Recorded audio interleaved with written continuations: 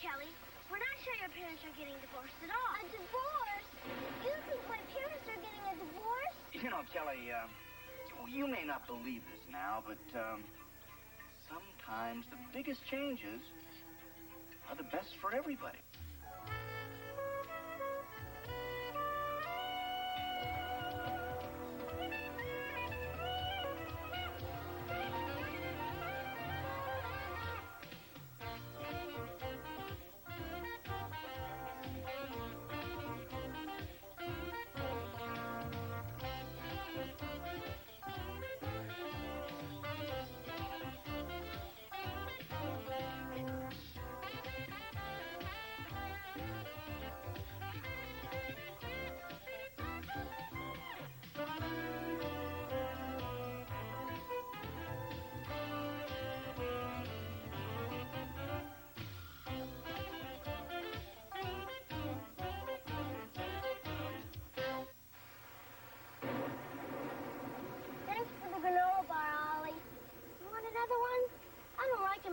Since I found out they're good for you. Look at this ring in my hair. I can't walk into school looking like this. Why don't you put on your ponytail and keep it dry? Hey, I'm in the 8th grade now. If I walked in with this thing on, you guys would be giving me the business for months. Have any granola bars left, Ollie? Your mom's still not cooking, huh? No.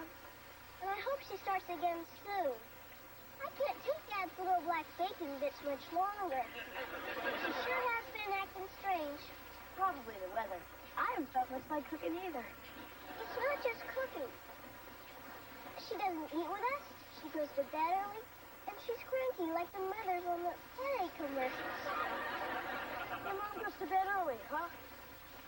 Way before Dad. Before, they used to sit on the couch after dinner, and he'd nibble her ears and play with her toes. But they don't do that gross stuff now. Yeah, our parents used to do that kind of stuff too until... Until what? Did I ever show you my appendix scar? Until what, Oliver? He wasn't saying anything. Just a kid. Yeah, just a dumb kid. Something's going on here. No, nothing. Right, Ollie? Right, Ollie. I mean, kid. I mean, nothing. See how dumb I am. It's wrong, isn't it? We're not sure. Are we, Ollie? No, Kelly.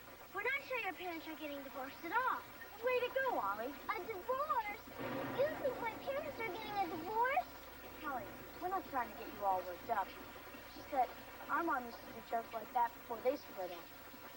I don't believe you guys. My parents are not getting divorced. That's exactly what we said. Even after that night when she threw baked potatoes at him. Would you guys cut it out? There's nothing wrong with my family. You're right, Cal. There's nothing wrong with your family. But if there was, how would I know for sure? Well, our parents told us at a fancy restaurant. I guess they figured we wouldn't scream or nothing. There's Lumpy. Let's go. Geronimo!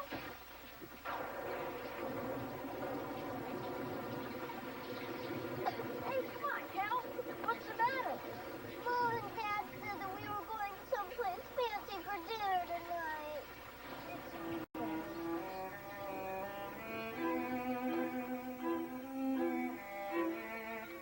Honey, Kelly knows something's up. She's been acting strange all day. Well, it won't matter, because when she comes out of the restroom, I am going to get this thing out in the open once and for all. You? I wanted to tell her weeks ago. You were the one who wanted to wait. Well, how do you tell your child there's going to be a radical change in her family? It's simple. You just come right out and say, hi, Kelly. Kelly, where'd you get that towel? Oh, some lady in the bathroom was handing them out. That's nice. Yeah, I always liked this place. That you proposed to me here. It seems so long ago. Oh, excuse me, are you our waiter? Yes.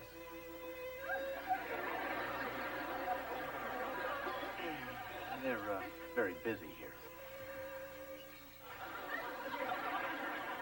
Well, what looks good to you, honey? Oh, I don't know. Maybe we should have the family special. Why bother? Oh, excuse me. We're ready to order now. Good.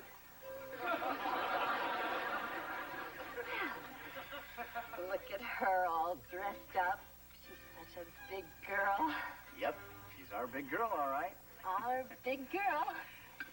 In fact, you're such a big girl that we can talk to you about anything now. Because you're such a big girl.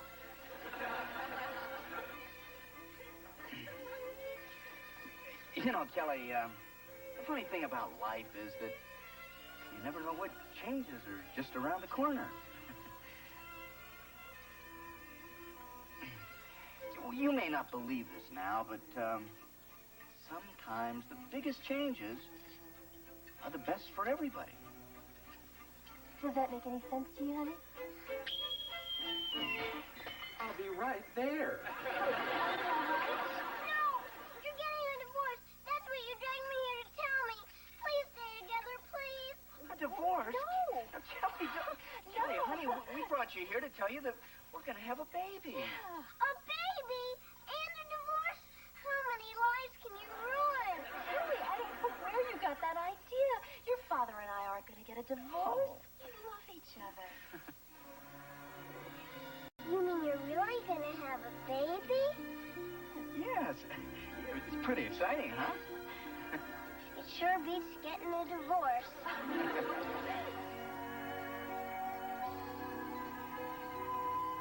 Eddie, doesn't Carol have two beautiful daughters? Thanks, Mrs. Cleaver.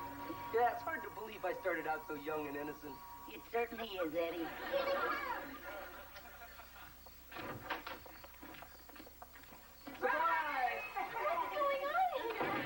Well, Kelly had her surprise. Now it's your turn. Oh, honey, thank you. Oh. Peggy, thank you. Carol. Oh, thank you. Oh, Nina. Look at her, she's playing. Well, what's she supposed to do, make coffee? This is from Beaver. He wanted to be here tonight, but he had to stay late. He had to work on the Xerox machine. It's his training session. Nice. And this is from me and Gertie. Oh, Eddie, you didn't have to do that. Yeah, that's what I told her, but she got him anyway. Damn it, you old dog, you're a lucky guy. Oh, I sure am. Especially because I'm not the one who's going to be blowing up like a beach ball. Yeah, it's sure going to be neat having a little baby in the house again. Hey, how you doing, little princess? White sleep right there. Grown-ups always act like this around babies. Yeah. Sleepy, isn't it? You'd think in 6 weeks a kid do more than sleep, cry, and slobber. A baby squirrel would be walking on telephone wires by now. Don't you like having the baby around? I thought I would, but now that she's here, they don't even know I exist. Come on. You're probably just imagining stuff that isn't there. Like when Kip and Ollie thought my parents were getting a divorce. You might have been better off. Did you hear them? I've got all my teeth. I've had 2 years of ballet, and all they do is take pictures of Baldy. Hey, I still think you're cute. Thanks. I needed that. Things are a lot different now. Mom and I used to do things together, and I'm nothing but a built-in diaper changer. And by the way, make sure there's the disposable kind. Kelly, come in here, honey.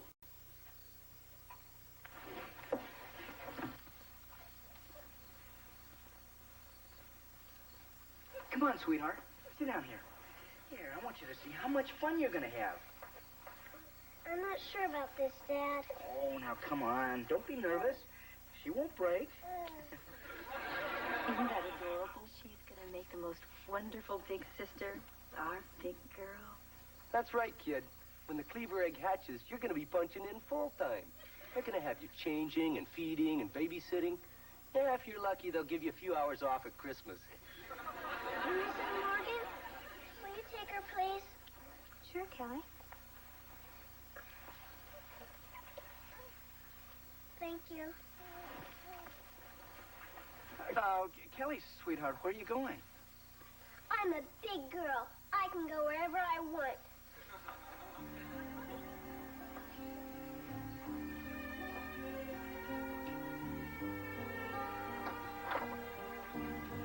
Kelly, what are you doing? She's packing. I know that. I wanted to hear it from her. I'm just taking the important things now. I'll send someone for the rest later. Wally, she's serious. Stop her. Trying to stop her now will do more harm than good. Let's just go along with it for now. Could you please hand me my Snoopy barrettes? They're over there. Well, I take it you've given this a lot of thought. Oh, yeah. It came to me on the way upstairs. Can I have a muffin, please? Oh, honey. Did you know Muffin's missing an eye? We're all having our problems these days. Listen, sweetheart, I know that our having a baby is a big adjustment for you. And if you feel that the way you want to handle it is by leaving, well, that's your right. Thanks. Could you please get me my rose knit dress? It's on the doorknob. Kelly, if you're going to take your rose knit dress, be sure to take your black patent shoes, too. Mary Ellen, I said go along with her, not pack for her. Well, I guess that's all. I'll be leaving now. Kelly, you're acting like a child. Good, Wally. Look, I still love you both, but I can tell things will just never be the same around here.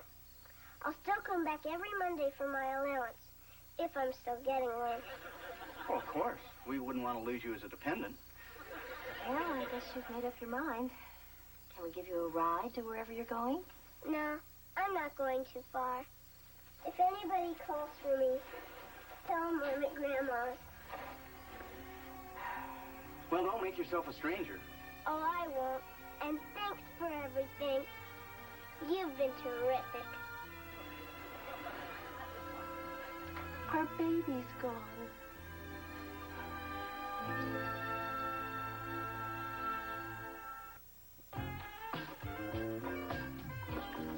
Mom, eggshells have protein, don't they? Yes, dear. But if you want your omelet crunchy, I'd suggest green peppers. You'd think they would have invented something to do this for you. They already have. It's called a mother.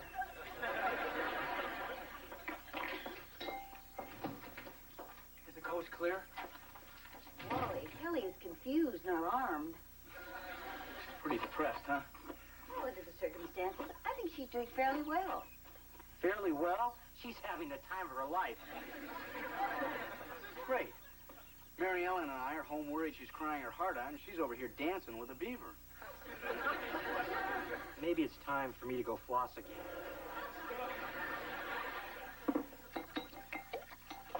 All right, that does it. Enough of this liberal 80s parent garbage. Fine. What do you propose to do about it? I'm going to drag her home whether she likes it or not. I guess you've forgotten that 2 days after we brought Beaver home from the hospital, you tried to trade him to the Donaldsons for their cat. I was like Puff Puff. It took you a long time to accept having a younger brother. You can't expect Kelly to adjust to it overnight. Well, I just wish she'd adjust to it at our house. Let her stay here for a while. She'll come home when she's ready. And when she does, make her realize that the baby is a blessing, not an intrusion. Let her help you pick out toys and furniture and even select the name.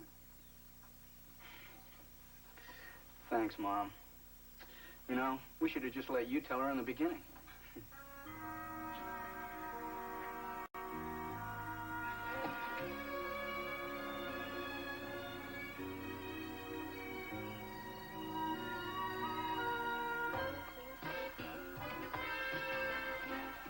Community chest.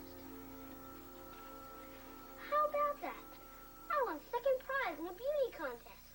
Ollie, you stop playing and put your stuff away. You heard Dad. We can all stay up later if the room's clean. It's not fair. No matter how late they let me stay up, you'll always get to stay up later. Look, Ollie, if you let me out of jail, I'll help you clean up. Deal. 2 more minutes left. Dad, how come Kip always gets to go to bed at 10:30, and I gotta go to sleep the same time the kids in Hawaii are eating lunch? Oliver, we've been over this before. Kip is older than you. And when you get older, then you can have more privileges. He gets all time's a wasting, guys. If you meet your deadline, then you can each stay up a half hour more than usual. Oh, and may Allah be with you. Hurry, Ollie. Then we can finish our Monopoly game. Yeah, and I could stay up later and watch videos. You don't even listen to the music. You just watch the girls. What a dodo. You're just jealous. Will you move it? Maybe I don't want to. And I'll do it. I want to stay up. Time's up. No extra privileges tonight, guys. Sorry. Are you happy now? You're such a baby sometimes. I'm not a baby. You're right. You're a grubby little infant. Yeah? You're a goofy glob of nothing. Baby, baby, baby. Uncle Beaver, quick! They're covering each other! All right, guys, come on, right now. Come on, break it up. All right, guys, right now. He started it. I did not. Carrot Top did. All right, guys, now wait a minute. If you can't agree on anything, you can both just spend the entire day tomorrow in the house. But, Dad... No buts. Now, you had your chance. Maybe next time you can take advantage of it. Thanks, Ollie. I've got a big baseball game tomorrow. Now I'll miss it. You better stay away from me for the rest of your life.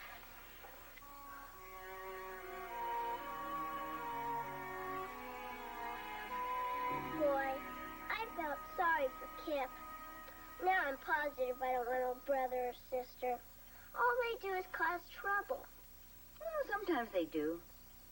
They can be a lot of fun, too. I'd rather have a dog, and I'm allergic to those. Well, your brother or sister can be the best friend you'll ever have. So can a dog. That's what they're known for.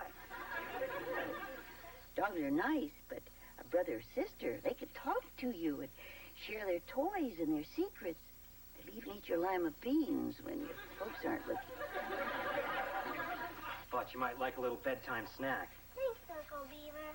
Kelly, there's an awful lot of love in your house. And you know, just because your family's getting bigger, it doesn't mean that there's any less for you. You know, Grandma, I like the way you try to cheer me up, even when it doesn't work. Well, you can't blame me for trying. Dad, Yes, Oliver? I have a confession to make. I started the fight upstairs. I also didn't clean up my half of the room when I was supposed to. Is that true, Kelly? Kip?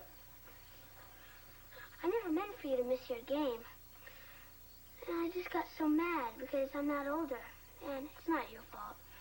Well, Kip, I guess you can play in your game tomorrow. And stay up a little bit later tonight.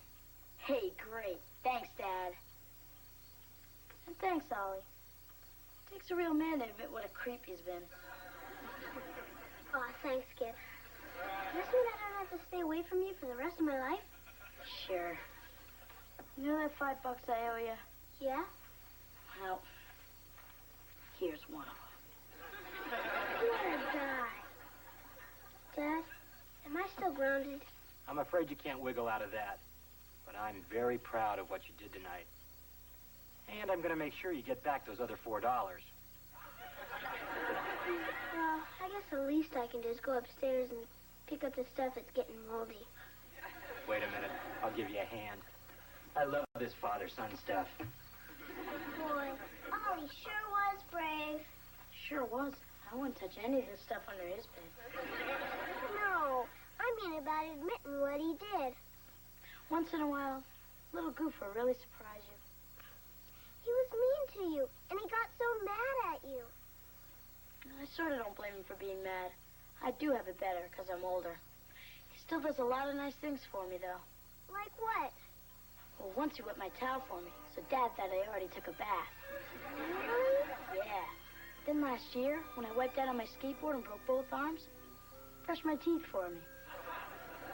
I guess a younger brother could come in handy. Especially when all my friends are busy. I always have Oliver to goof off with. He'll do lots for me if a friend wouldn't. Like that $5 he loaned me 3 years ago.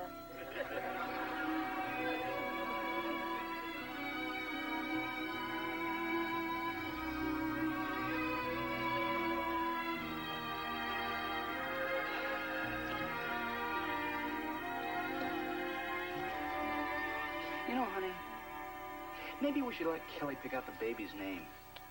That'd get her involved. I don't think that's a very good idea. We could wind up living with someone named Kermit or Dad.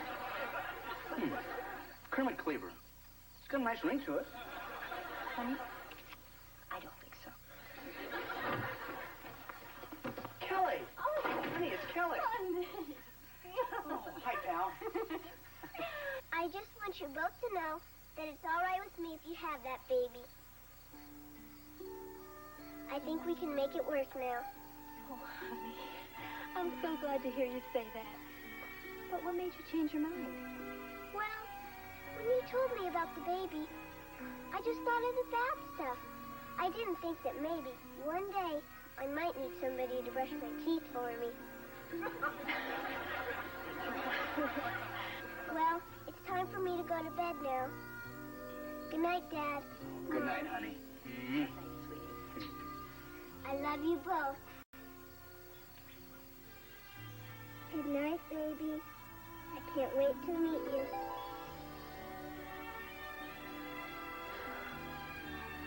Oh, come here, you. We're glad you're here. Oh, you know you that. bet.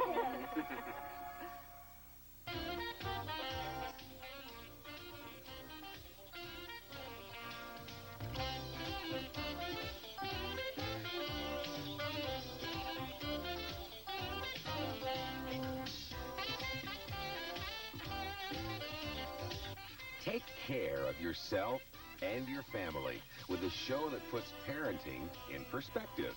Join Debbie Van Keek.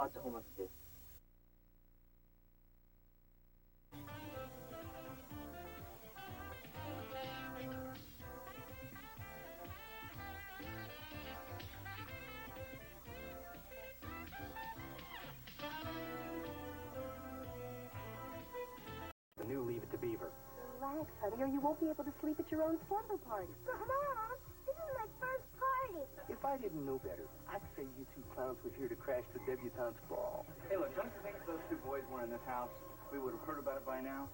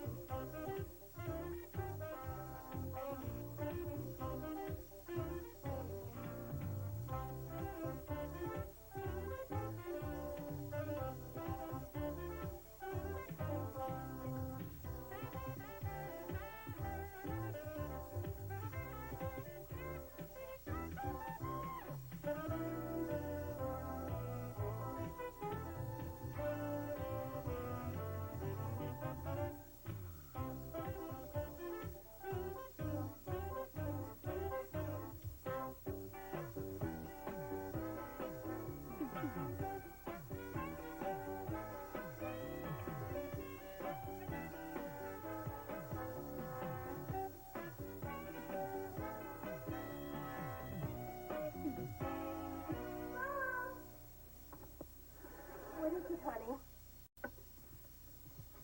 Please, Daddy. It's almost 6 o'clock. My guests are coming. They'll spoil everything. Oh, now, calm down. He just called from the 5 and dime, and they're all out of round balloons, so he's going to try the toy store. Well, we gotta have the round ones. You can't make water balloons with the long ones. They break before you throw them. Not that we're gonna throw them. Relax, honey, or you won't be able to sleep at your own slumber party. But, Mom, this is my first party. And if they prom, nobody will let me cut in line at lunch or pass me notes during assembly. I'll probably have to pay someone to take me to the prom. Sally, you have absolutely nothing to worry about. This much planning didn't go into my own wedding. Hi, Grandma. This is Duffy. He's a kid. Well, hello, Duffy. Are you new in town? No, I just never liked Oliver much until we had to stay after school together. And now he's all right. Well, that's good to hear. Grandma, can Duffy stay here? Well, usually I wouldn't mind, but this is kind of short notice. You know, it's Kelly's party and all. But this is an emergency. My mom's cooking a liver tonight. Liver, huh? That is an emergency. All right, Duffy. You call your mother and ask her if you can stay. We already did. Because everybody knows you never turn us down. Hi, guys. Hi, Dad. Oliver, who's your friend? Oh, this is Duffy. He's a kid. Oh, hi. He's going to be eating with us tonight. Mr. Cleaver, are you a real ball player? Well, no, not exactly. You see, my office is just in a softball league. His boss says it'll hurt my dad's morals. That's morale, Oliver. And I better get going. If I'm late, Lumpy makes me do extra push-ups. Oh, by the way, Oliver, you have a good time tonight. But remember, Kelly's slumber party is strictly off-limits. That goes to you, too, Jeff. Dad, why would I want to spend the evening going on treasure hunts and watching cartoons with a bunch of goofy little girls who take the Smurfs seriously? Oh, good. Now I can concentrate on my game. Knowing my household is in order. Good night, guys. Hi, Dad. Bye, Dee. Are they really going to have treasure hunts and watch cartoons? Yes. But I think Kelly will tell you all about it tomorrow. Over here. Did you find a clue?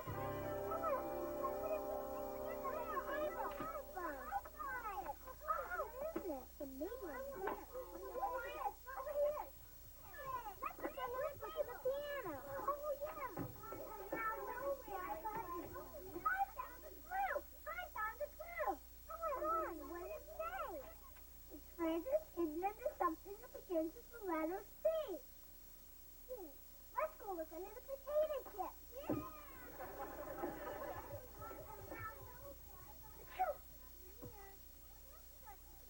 Hi, Heather. How are you? Allergic. Did you get a pet? I have to take 2 of these if you did.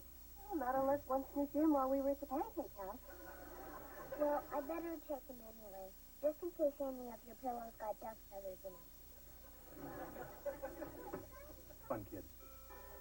I get it. Hi, Peggy. Hi, Mrs. Cleaver. This is my cousin Rebecca from Chicago. The suburbs, to be exact. Hi, Rebecca. Thanks for walking Peggy over. Can you find your way back? Well, actually, my folks are right out this evening, and I wondered if it'd be okay if Rebecca came to the party. Oh, well, gee, Rebecca. I mean, all the other kids are much shorter than you. No sweat, Mrs. Cleaver. Don't worry about me. I love children. Well, come on in.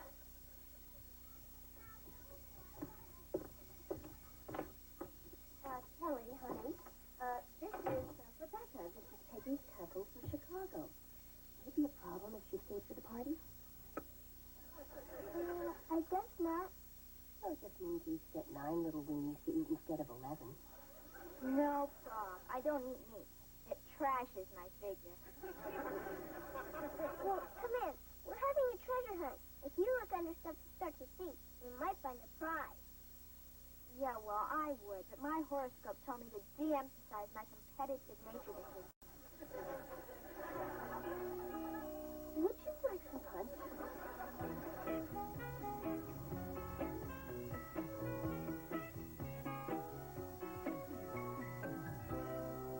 Pretty fun game, huh, Duffy? Yeah, fun. Who's winning anyway? I don't know. I stopped keeping score an hour ago. Who's winning then? It was either you or me. It was 279 to 263 with Duffy in the lead. Thanks, Skip. Don't mention it. What do you want to do now? I don't know. What do you want to do? You want to throw rocks in the dryer?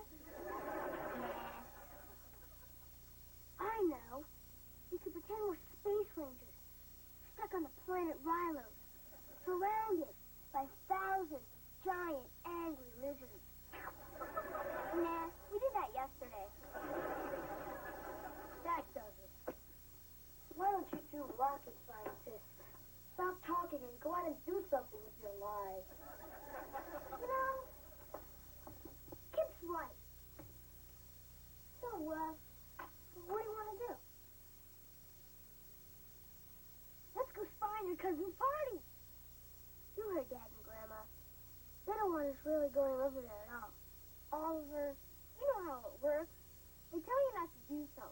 just so you wanted to read even more. Then you do it, they get to yell at you, and everybody's happy. Yeah.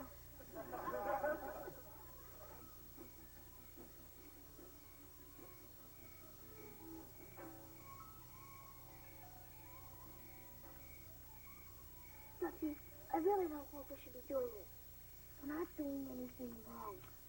We're just trying to find that frog. It's not our fault he came over here. But you didn't have to throw him in this direction. I didn't throw him. I read about this rare flying frog, and I want to see if he was one of them. Oh. There he is. Oh, my, we got him. Yeah.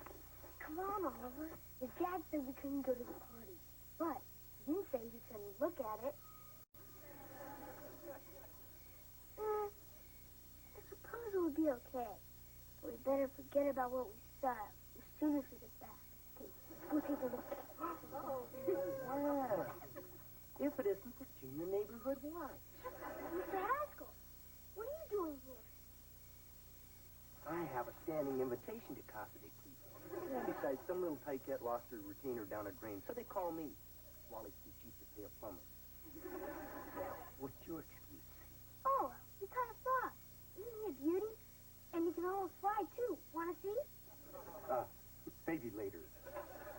If I didn't know better, I'd say you two clowns were here to crash the debutante's ball. No, Mr. Haskell. The frog story we made up is true. And I suppose you're going to tell me you haven't been upstairs to short sheet the bunks yet? No way. What am I talking to here? Two healthy American boys or a couple of meter maids? You're missing out on a chance for some serious fun here. I remember at the 8th grade sleepover, your Uncle Wally and I got Beaver to sneak over to the girls' side and put mayonnaise in the sleeping bags. Gee, really? Dad and Uncle Wally really did that? See, they're still talking about it down at the dry cleaners. You just got a frog, and you got a bunch of girls. You can't waste a perfect combination like that. Unnatural.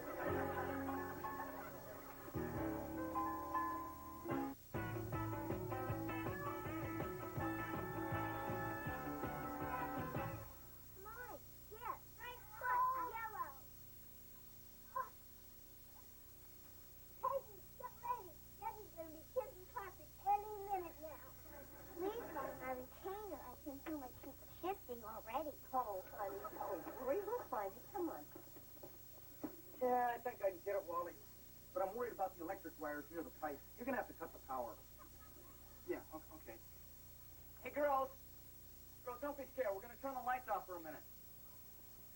Breaker box is outside. Mary Ellen, you know what I could use? If you got some...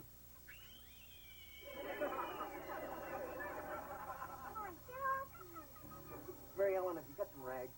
Here, hold on a sec.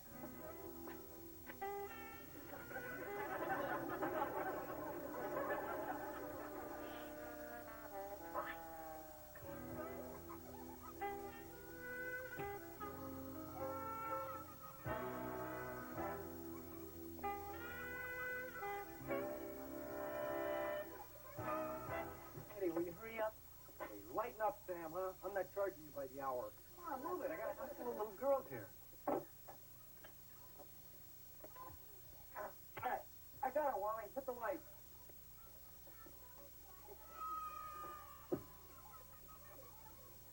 Thanks, mister. My mommy said if I lost another one, I'd have to pay for it myself. Well, maybe you'll think about that next time you decide to toss your cookies in the sink.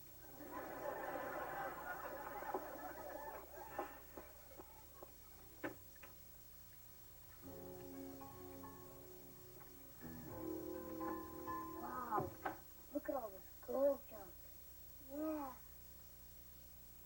Have you ever been alone in a girl's room before? Once. But I was with somebody. Well, this is fun. Let's go. What's behind? You heard what Mr.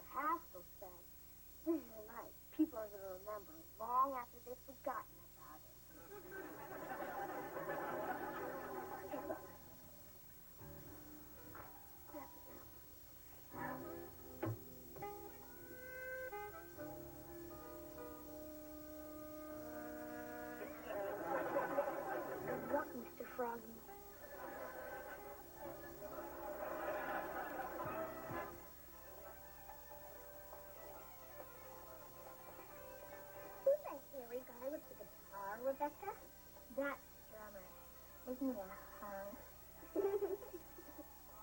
Yeah, a hug. What's a hug?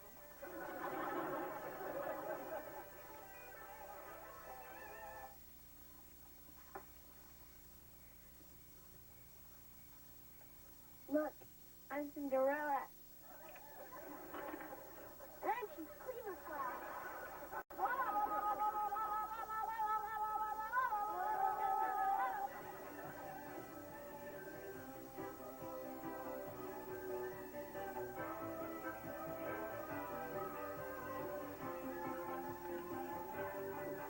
Honey, come here. You've got to do something about Rebecca. Well, honey, I think you're overreacting. She's different than the other girls, and I find her interesting. Do you remember the song, It's My Party and I'll Cry If I Want to? You would cry too if it happened to you. I'm on the case. Okay, girls, showtime. Yeah, I think you're gonna love this. What is it? Is it a concert? Well, no, but there's a lot of good music in it. Oh, excellent. We got rock and horror. Oh, well, it's sort of a horror film.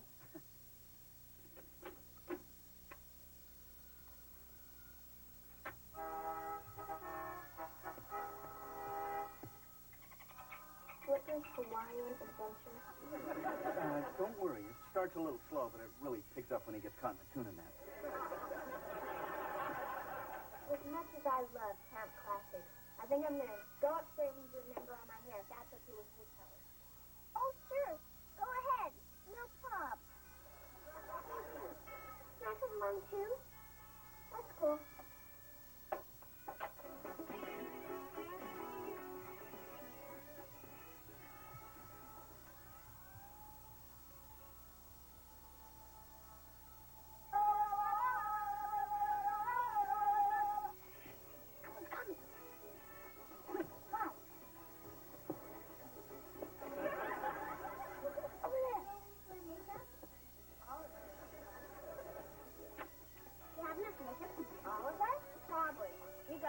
Small faces.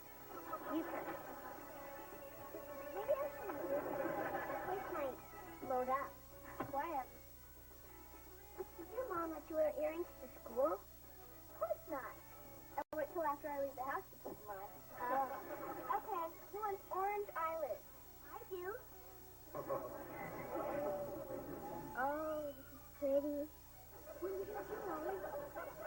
Come here, Molly. Come here. I wonder what they've been doing up there for so long. Probably something absurd, like holding their breath until they faint. We better go up there and take a look. They may be reading the diary. I don't have a diary. Well, we better get up there before they find that out. You say that now, but one day you wouldn't think of having a party without boys. Yeah, with my luck, boys will probably make me break out. Does that make us jump come off easy? Probably not. I've never seen my mom without it. Oh, hi. We thought you guys did lumbering by now. Rebecca's letting us make up like we're going to a rock concert in Chicago. So are you getting there? Just a second. We're going back to watch the movie.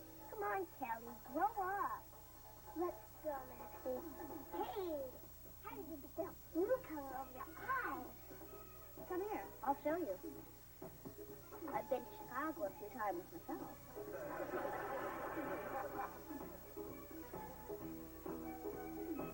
Rebecca, can you do something for me, too? Sure. Why don't we start by doing something with that hair? My hair? I don't know. No problem. If you don't want to do this, just go back downstairs and see how the big fish is doing. What'd you have in mind? Let's just use our imagination.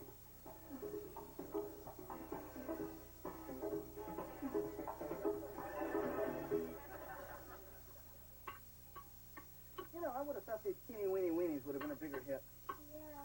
Next time we'll have to try those teeny tiny tacos.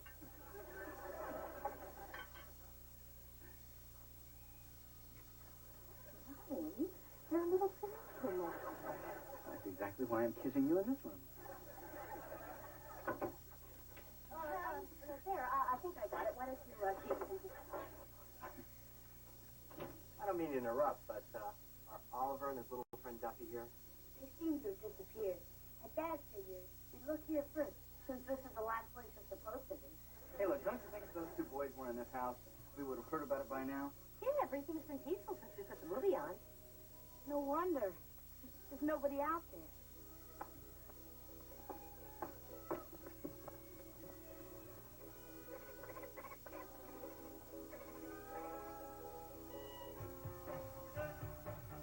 That is so old. I love it. Wow, Kelly, you look different. I know.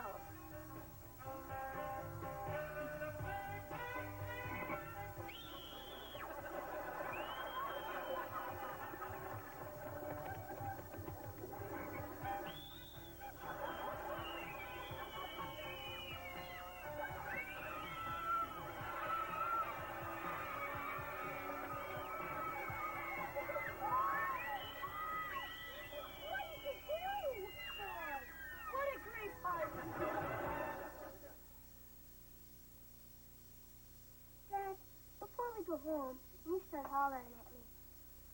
Can I say a few words to my Aunt Mary Ellen and Uncle Wally? Sure. You're entitled to one last request. I apologize for sneaking over. And even though you probably don't like Kelly's new hair as much as I do, she only did it because her friends ditched her party, and they started doing dumb things first. Thanks, Ollie. I wish I could say something to get you in less trouble. Don't feel bad, Kelly. It wouldn't make any difference. I guess we'll see you tomorrow. Good night. Good night. Am I going to have to shave my head now? No, I'm sure the beauty parlor can return your hair to its normal color. You mean like they always do with yours? Sort of. Kelly, it's not the color of your hair that we're worried about. No, we're just upset that you let those girls pressure you into dyeing it in the first place. But it was my party, and I didn't want to be left out of it. Kelly, there are going to be a lot of times when you'll want to go along with something just to be part of the crowd. You don't have to lecture me anymore. But I feel like the dumbest kid that ever lived. Well, maybe it's better that this happened to you now. So that next time when the gang says, hey, come on along, nothing bad's going to happen, you'll know better. Don't worry, Dad. I'll never forget this. I'm going to be the only kid in Sunday school tomorrow morning who looks like a skunk.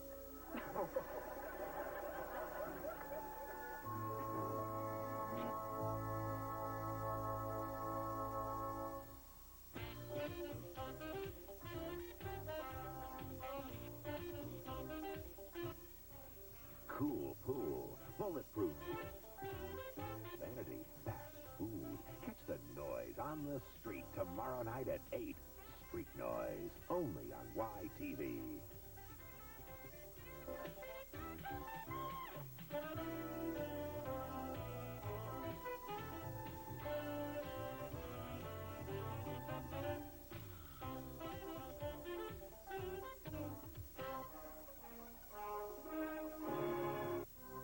Episode of the new Leave It to Beaver.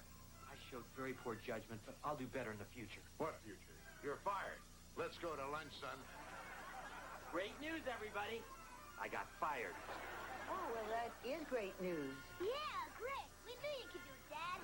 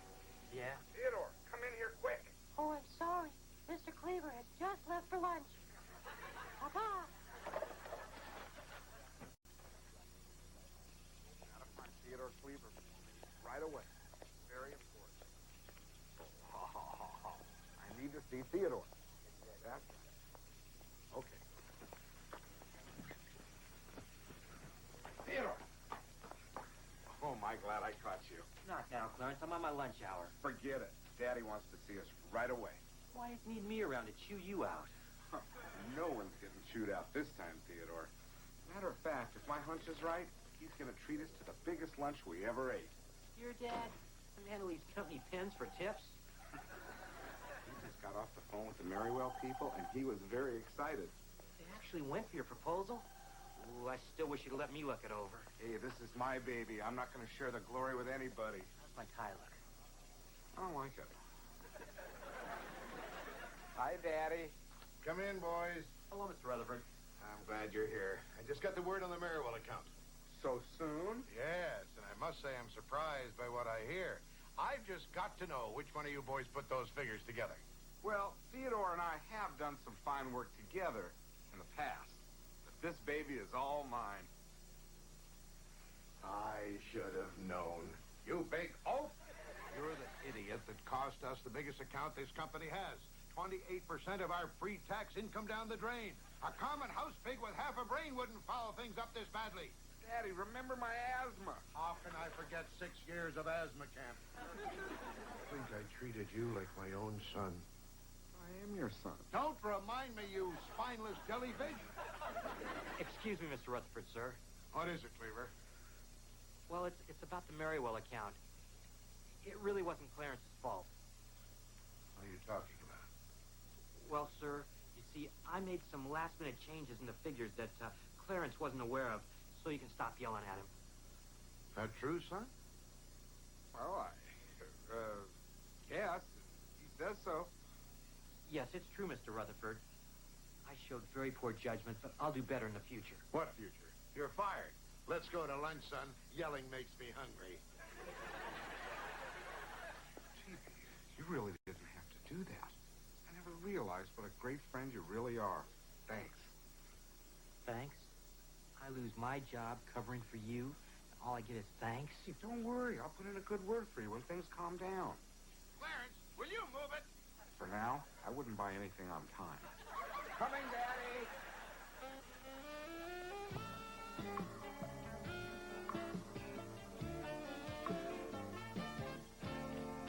Hey, everyone. I'm taking ticket orders for the school talent show. You and J.J. Rutherford? I heard you practicing last night. No, thanks. Is that what that was? I thought maybe some cats were fighting. Now, we're not going to be critical, Oliver. Remember, you didn't even try out for the talent show. That's because he doesn't have any talent. I do, too. I can make neat noises with my armpits. Want to hear? Oliver, didn't we discuss that last time Aunt Martha was here? Okay, troops, fall in. Oh, hi, Wally. Want some coffee? No thanks, Mom. I gotta be quick this morning. Well, if you're running late, Beaver can drive the children to school on his way to work. I'm not in that big of a hurry. My client's guilty. Come on, let's go, huh? Bye, doll. Bye, love. Have a good day. Morning, counselor. Oh, hi, Eddie. Mr. Haskell, would you like tickets to my school talent show? Only if they're handing out air sickness bags at the door. Ignore him, honey. I do. Bye, Mom. Bye, honey. Good morning, Mrs. Cleaver. Hello, Eddie. And might I say, that's a lovely oven mitt you're wearing. Oh, well, thank you, Eddie. I always like to look my best for you. It does my heart good to see the Cleaver sense of humor unaffected in the midst of young Theodore's latest tragedy. Oh, and I hope these provisions will help see you through the hard times. Eddie, you been eating lunch behind the tar truck again? Please, you don't have to hide your pain from me. We're like family. Eddie, don't say that. What's this all about? Wait, you mean the Beef didn't tell you? Old man Rutherford gave him his walking papers. Beaver's fired? Yeah, I got it straight from the lump. He's history. Out on the street. Adios, muchacho. Kaput. But I'm sure the beef will bounce right back again. Oh, would you mind signing a receipt for this so I can deduct it as a charitable contribution? Well, now, Eddie, that's a very nice gesture. But we're not scraping the bottom of the barrel just yet. No breakfast for me. I'm off to the office. Oh, hi, Eddie. Oh, and Mom, don't hold dinner for me. I'm going to be working late tonight. You know, this reminds me of an old Alfred Hitchcock show. This guy got fired, but he couldn't tell his family. So every day for 3 years, he pretended to go to the office. one day, something finally snapped, and he went back to see his old boss again. Only this time, he had a bomb in his briefcase.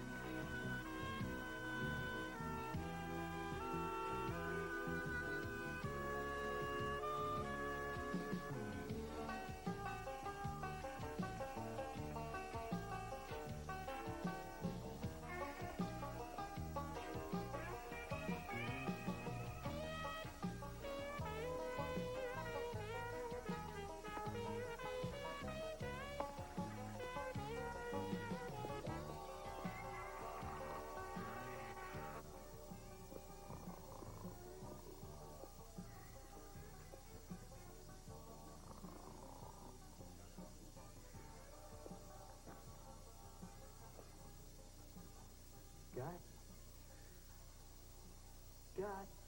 Who's there? Who is it? It's me, the Beaver. Beaver? You know, God, Beaver Cleaver. Oh, Beaver. Haven't seen you around for some time. Yeah, it has been a while.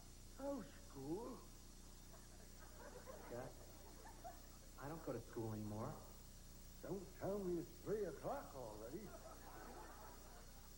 Gus, I graduated. I went to college, and now I have 2 boys of my own. Oh, glad to see you made something of yourself, Beaver. What line of work you in? Well, actually none right now. See, I've got a problem. I lost my job yesterday. Well, whenever you kids have a problem, old Gus has the answer. Come on, let's grab our fishing poles and head for Miller's Pond. Got any worms on you, Beaver? Sorry, Gus. Not that simple anymore. I'm out of work because I took the blame for somebody else. Now I can't even face my own family.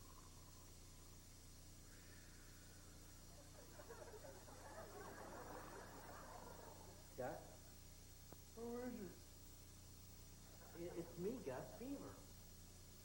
What should I do, Gus? Well, you're big for a 7th grader. Why don't you try out for football? I just don't understand. I could have bailed out and saved my job, but I didn't even try. Well, if there's one thing I learned in all my years, it's that folks usually do stuff for a good reason.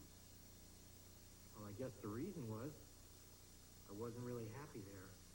See, I told you. There's a good reason. So then, I really didn't get fired. I quit. There you go. Thanks, Gus. It's been great seeing you again. Don't make yourself so scarce, young fella.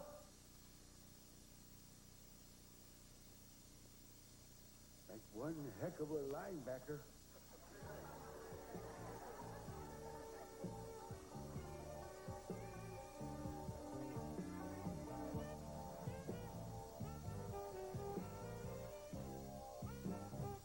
How long do we gotta pretend we don't know Dad pretending he's got a job?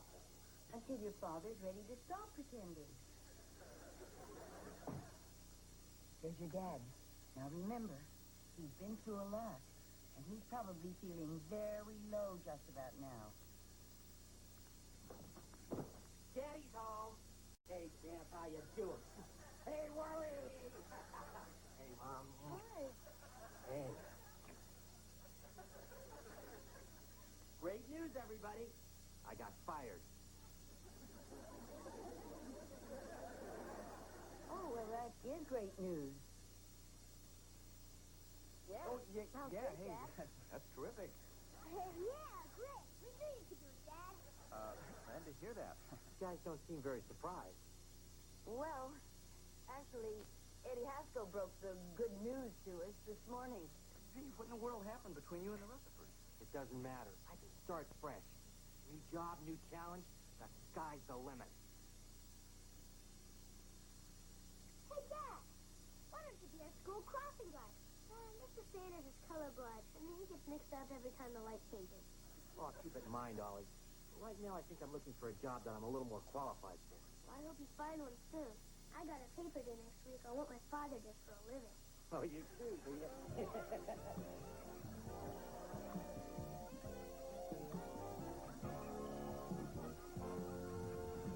Ladies and gentlemen, Kelly Cleaver and J.J. Rutherford.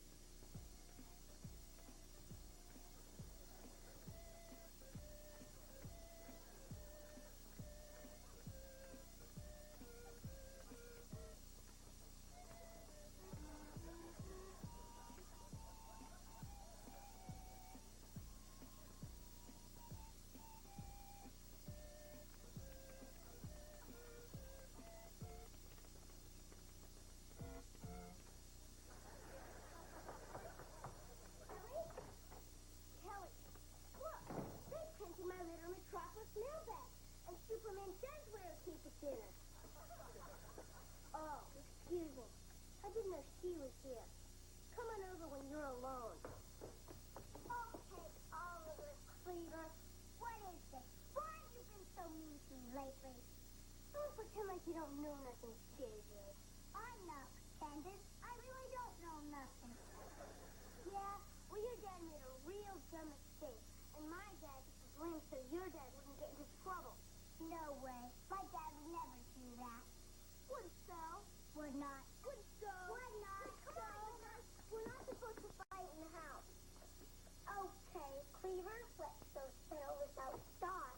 You've got problems. Oh! Hey, what's all the yelling down here? Nothing left to know about, Dad.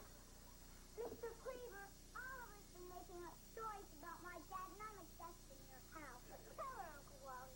Tell her what Dad told you when I wasn't supposed to be listening. Yeah, JJ, I think that... Oh, I think I have to answer the door. Oh, hi, Lon. Hi. Are you ready, honey? We have dinner reservations at 7. Let me just set my book. Did you move yet? Oh, why? Because my dad said you wouldn't be able to live with yourself.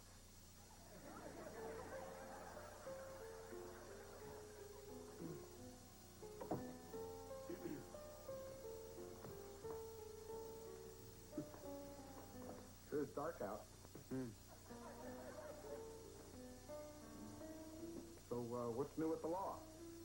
Well, right now I'd say it's the only thing that's keeping Beaver from blowing up your car. Give me a break. You know there was nothing I could do. I mean, it's a jungle out there.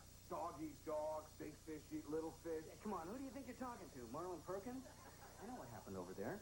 You were afraid to stand up to your father, just like you've always been. That's not true. When he told me to buy a blue Mercedes, I bought a red one instead. Yeah, when he was out of town. Look, it was the same thing when you were 15 years old and he made you take tuba lessons. You never did tell him how much you hated it. You know, you just can't talk to my dad the way you could talk to yours. Will you look at yourself, Lump?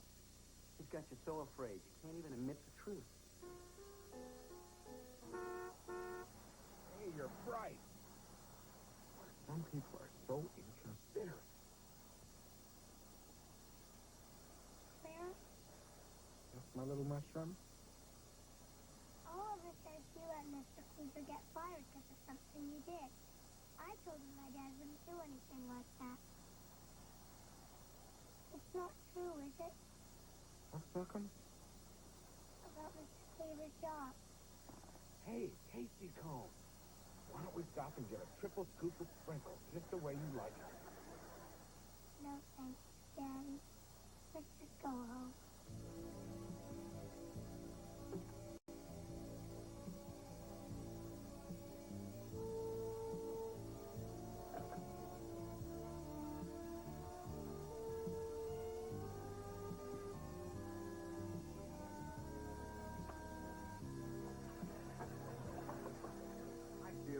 come in?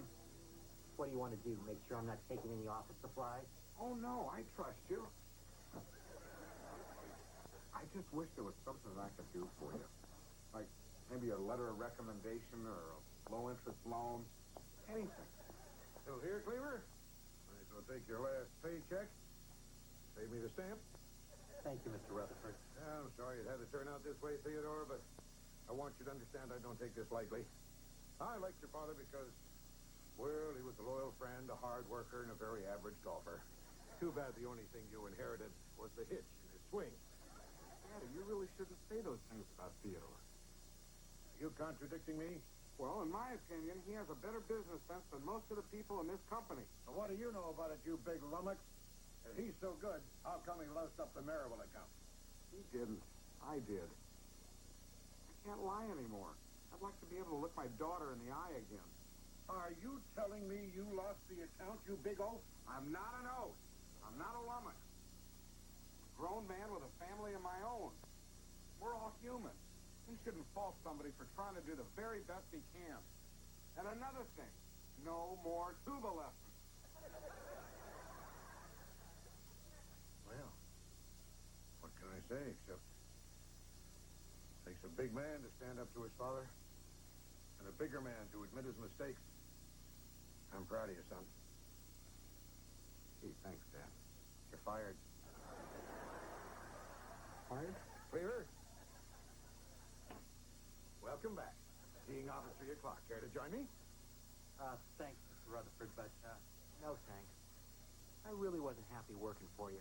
You're not supposed to be happy. You're supposed to be working. Well, you can call me a dreamer, but I'm going to try and find work where I can do both. Well, Cleaver, I respect your sunny optimism, no matter how boneheaded it is.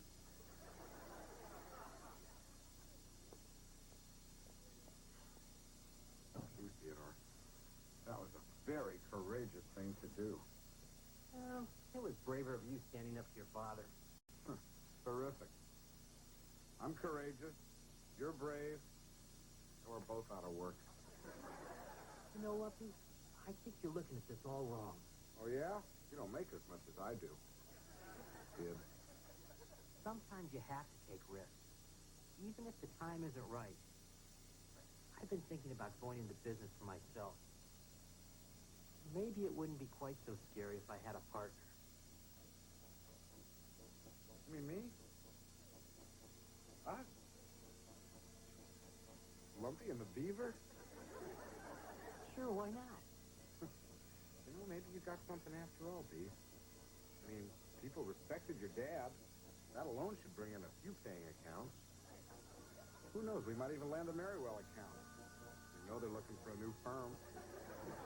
Then we're partners?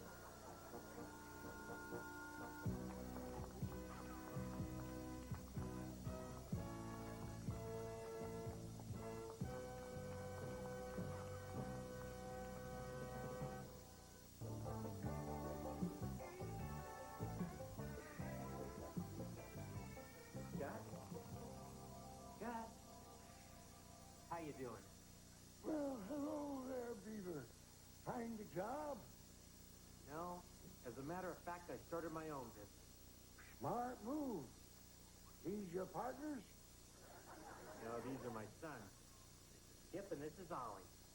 How about that? Beaver Cleaver's boy. Live long enough and you get to see everything. Hey, Gus, we were wondering if you'd join us down at North Pond for a little fishing. I really like that, Chippy. But I'm afraid I made other plans.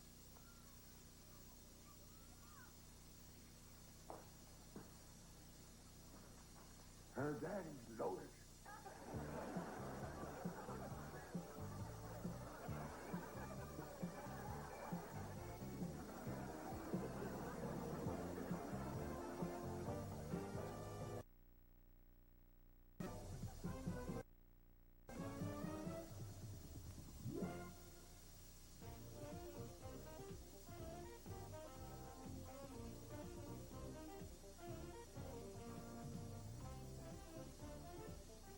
zany exploits with the wily Ron Oliver and Ralph, the happy contest goose. Taking an interview with Colin James, videos from Bon Jovi, Soul to Soul, Paul Hyde, and Jane Child, plus an evangelist turned stock comedian, Sam Kinison, on the ever-cool Ron Oliver Show.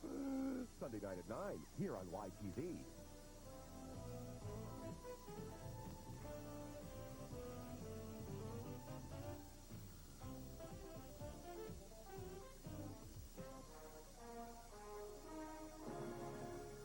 A Quintex production. Episode of the new Leave It to Beaver. I showed very poor judgment, but I'll do better in the future. What future? You're fired. Let's go to lunch, son. Great news, everybody. I got fired. Oh, well, that is great news. Yeah, great. We knew you could do it, Dad.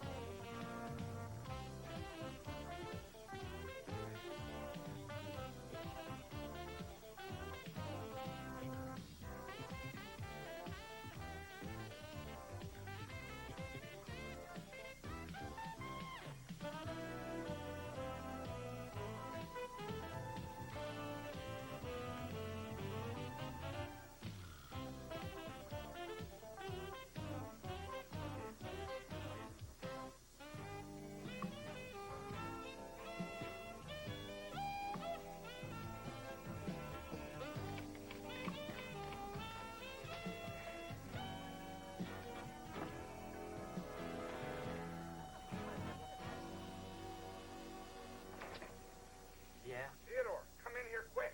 Oh, I'm sorry. Mr. Cleaver has just left for lunch. Papa! Gotta find Theodore Cleaver right away. Very important. I need to see Theodore. That's right. Okay. Theodore! Oh, my glad I caught you. Not now, Clarence. I'm on my lunch hour. Forget it. Daddy wants to see us right away. Why does he need me around to chew you out? No one's getting chewed out this time, Theodore. Matter of fact, if my hunch is right, he's going to treat us to the biggest lunch we ever ate. Your dad? The man who leaves company pins for tips? He just got off the phone with the Merrywell people, and he was very excited. They actually went for your proposal? Ooh, I still wish you'd let me look it over. Hey, this is my baby. I'm not going to share the glory with anybody. How's my tie look? I don't like it. Hi, Daddy. Come in, boys. Hello, Mr. Rutherford. I'm glad you're here. I just got the word on the Merrywell account. So soon? Yes, and I must say I'm surprised by what I hear. I've just got to know which one of you boys put those figures together.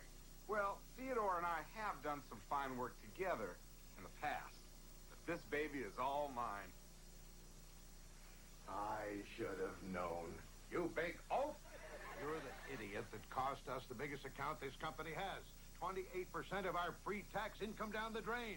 A common house pig with half a brain wouldn't foul things up this badly. Daddy, remember my asthma. How can I forget 6 years of asthma camp? I think I treated you like my own son. I am your son. Don't remind me, you spineless jellyfish. Excuse me, Mr. Rutherford, sir. What is it, Cleaver? Well, it's about the Merrywell account. It really wasn't Clarence's fault. What are you talking about? Well, sir, you see, I made some last-minute changes in the figures that Clarence wasn't aware of, so you can stop yelling at him. That true, son? Well, yes. He says so.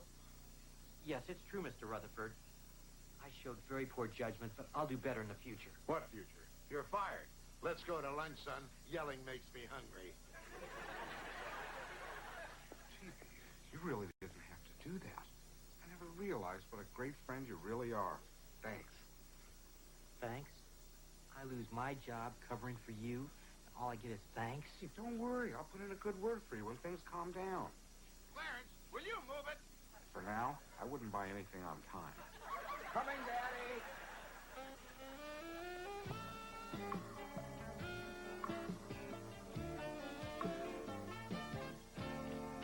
Hey, everyone. I'm taking ticket orders for the school talent heard you practicing last night. No thanks. Is that what that was? I thought maybe some cats were fighting. Nah, we're not going to be critical, Oliver. Remember, you didn't even try out for the talent show. That's because he doesn't have any talent. I do too. I can make neat noises with my armpits. Want to hear? Oliver, didn't we discuss that last time Aunt Martha was here? Okay, troops, Wally. Oh, hi, Wally. Want some coffee? No thanks, Mom. I gotta be quick this morning. Well, if you're running late, Beaver can drive the children to school on his way to work. I'm not in that big of a hurry. My client's guilty. Come on, let's go, huh? Bye, doll. Bye. Hi, love. Have a good day. Morning, counselor. Oh, hi, Eddie. Mr. Haskell, would you like some tickets to my school talent show? Only if they're handing out air sickness bags at the door. Ignore him, honey. I do. Bye, Mom. Bye, honey. Good morning, Mrs. Cleaver. Hello, Eddie. And might I say, that's a lovely oven mitt you're wearing. Oh, well, thank you, Eddie. I always like to look my best for you. It does my heart good to see the Cleaver sense of humor unaffected in the midst of young Theodore's latest tragedy. Oh, and I hope these provisions will help see you through the hard times. Eddie, you been eating lunch behind the tar truck again? Please, you don't have to hide your pain from me. We're like family. Eddie, don't say that. What's this all about? Wait, you mean the beef didn't tell you? Old man Rutherford gave him his walking papers. Beaver's fired? Yeah, I got it straight from the lump.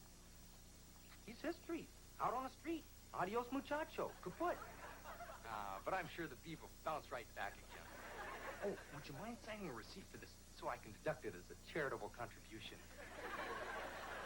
Well, now, Eddie, that's a very nice gesture. But we're not scraping the bottom of the barrel just yet. No breakfast for me. I'm off to the office. Oh, hi, Eddie. Oh, and Mom, don't hold dinner for me. I'm going to be working late tonight. You know, this reminds me of an old Alfred Hitchcock show. This guy got fired, but he couldn't tell his family. So every day for 3 years, he pretended to go to the office. One day, something finally snapped, and he went back to see his old boss again. Only this time, he had a bomb in his briefcase.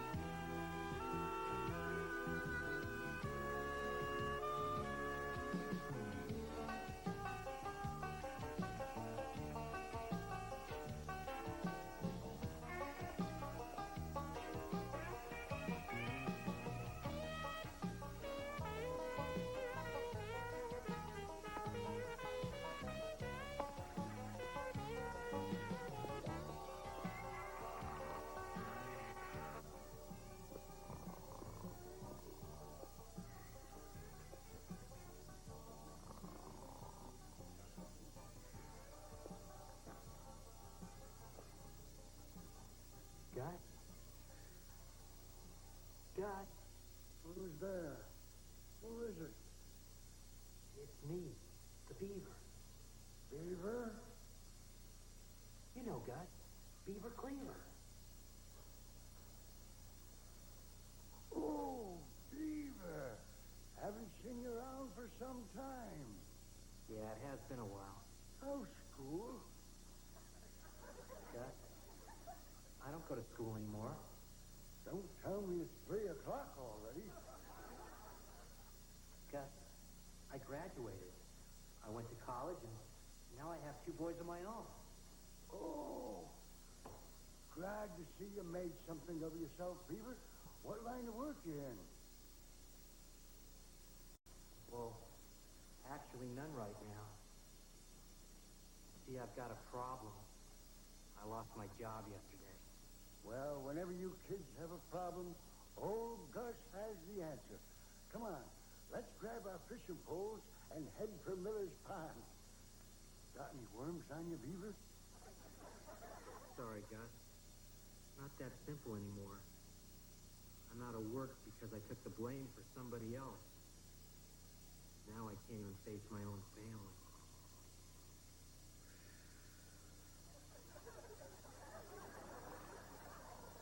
Gus?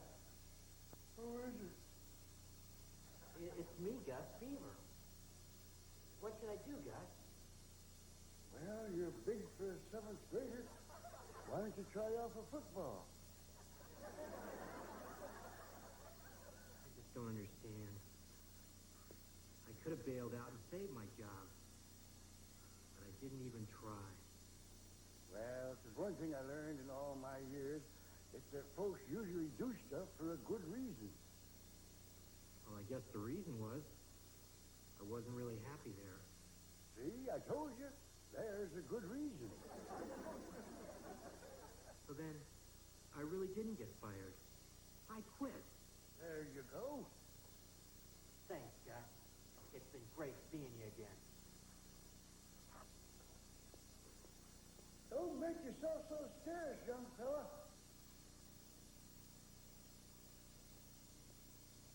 Like one heck of a linebacker.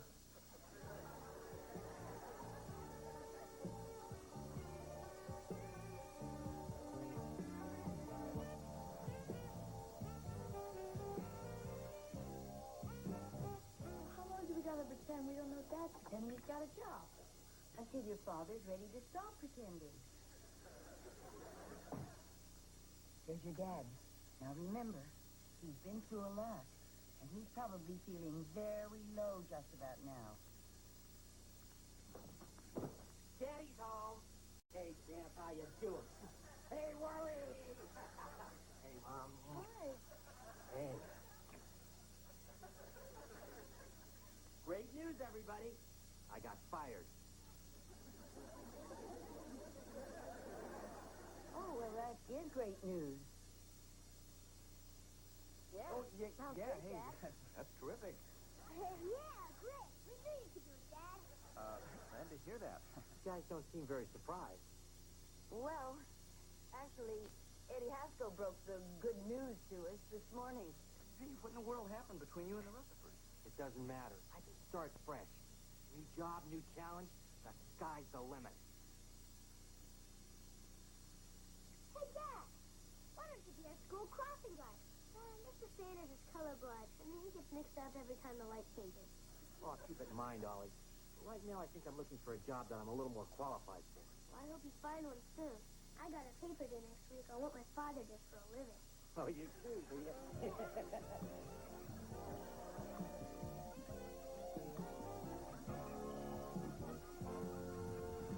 Ladies and gentlemen, Kelly Cleaver and J.J. Rutherford.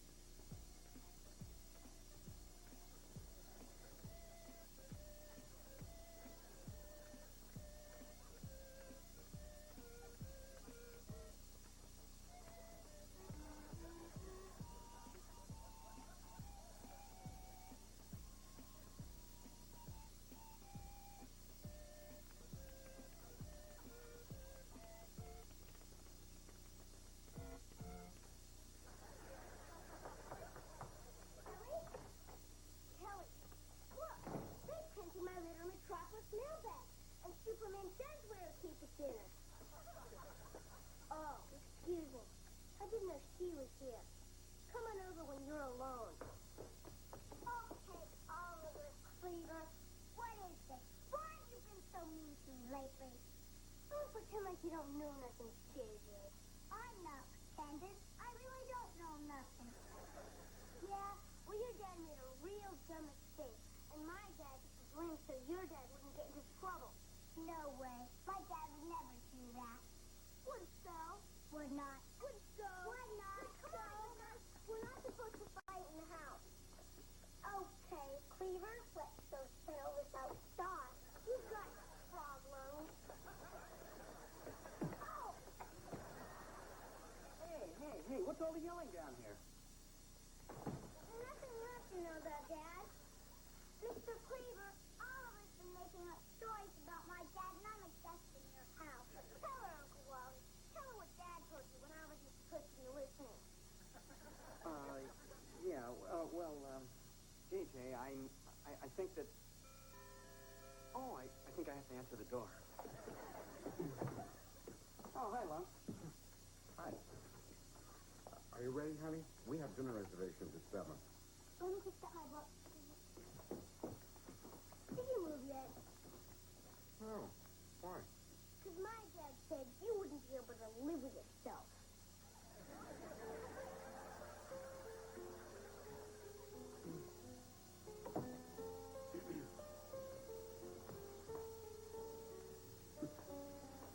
Sure it's dark out. So, what's new with the law? Well, right now I'd say it's the only thing that's keeping Beaver from blowing up your car. Give me a break. You know there was nothing I could do. I mean, it's a jungle out there. Dog eat dog, big fish eat little fish. Yeah, come on, who do you think you're talking to? Marlon Perkins? I know what happened over there. You were afraid to stand up to your father, just like you've always been. That's not true. When he told me to buy a blue Mercedes, I bought a red one instead. Yeah, when he was out of town. Look, it was the same thing when you were 15 years old and he made you take tuba lessons. You never did tell him how much you hated it. You know, you just can't talk to my dad the way you could talk to yours. Will you look at yourself, Lump? He's got you so afraid you can't even admit the truth. Hey, you're bright. Some people are so inconsiderate. Claire, That's my little mushroom. Oliver says you let Mr. Cleaver get fired because of something you did. I told him my dad wouldn't do anything like that. It's not true, is it? What's Sitcom? About Mr. Cleaver's job. Hey, Sitcom. Why don't we stop and get a triple scoop of sprinkles, just the way you like it? No, thanks, Daddy. Let's just go home.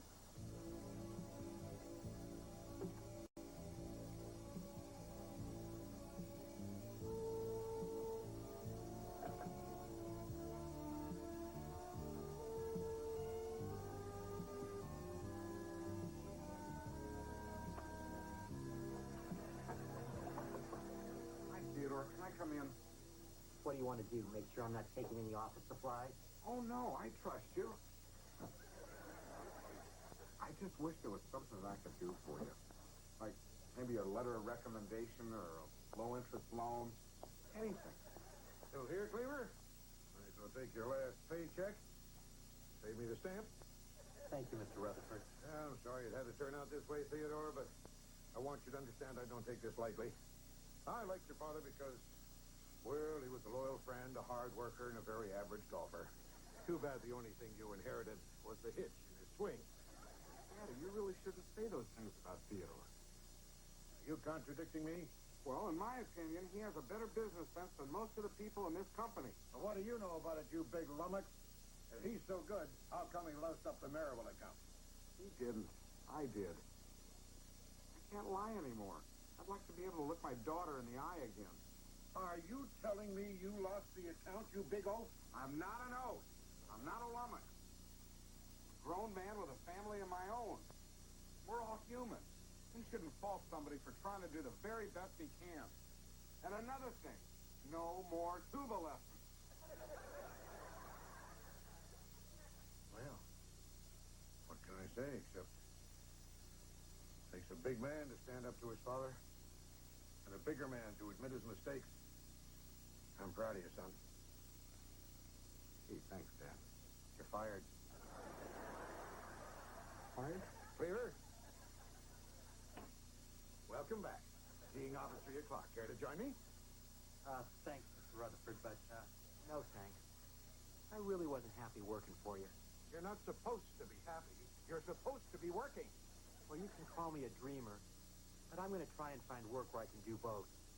Well, Cleaver, I respect your sunny optimism, no matter how boneheaded it is.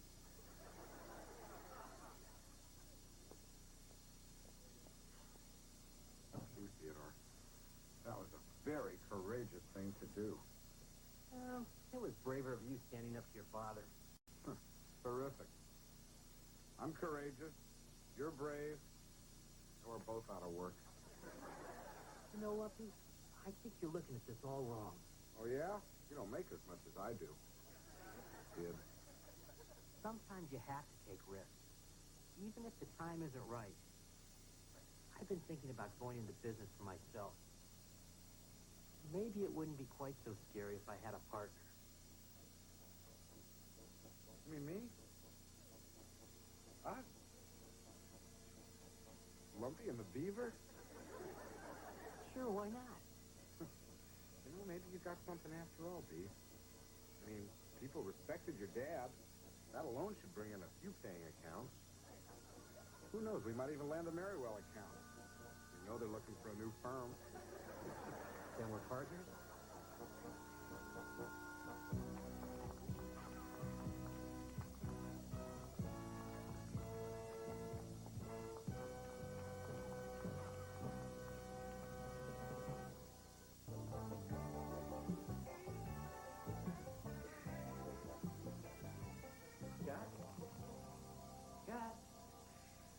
How you doing? Well, hello there, Beaver. Find a job? No. As a matter of fact, I started my own business. Smart move. These your partners? No, these are my sons. Skip and this is Ollie. How about that? Beaver Cleaver's boy. Live long enough and you get to see everything. Gus, we were wondering if you'd join us down at North Palm for a little fishing. I'd really like that, Chippy. But I'm afraid I made other plans.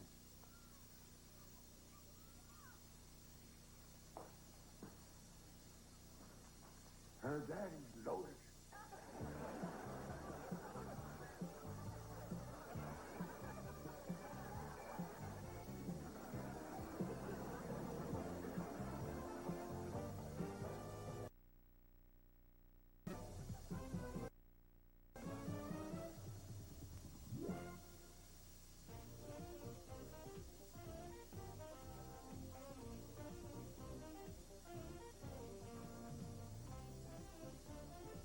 Follow zany exploits with the wily Ron Oliver and Ralph, the Happy Contest Goose, taking an interview with Colin James, videos from Bon Jovi, Soul to Soul, Paul Hyde, and Jane Child, plus an evangelist turned stock comedian, Sam Kinison, on the ever-cool Ron Oliver Show.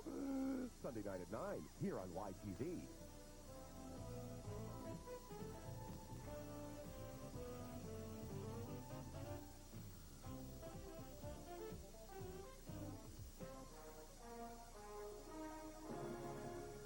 A Quintex production. Girls in the school hate me. Oh, not just the girls. Most of the guys I know hate me, too. You probably don't know a boy named Freddie Haskell. Never heard of him. Oh, Freddie Haskell. He's a... Kelly, dear, it's not polite to interrupt. I must say, I haven't seen you look this good since that day at juvenile court.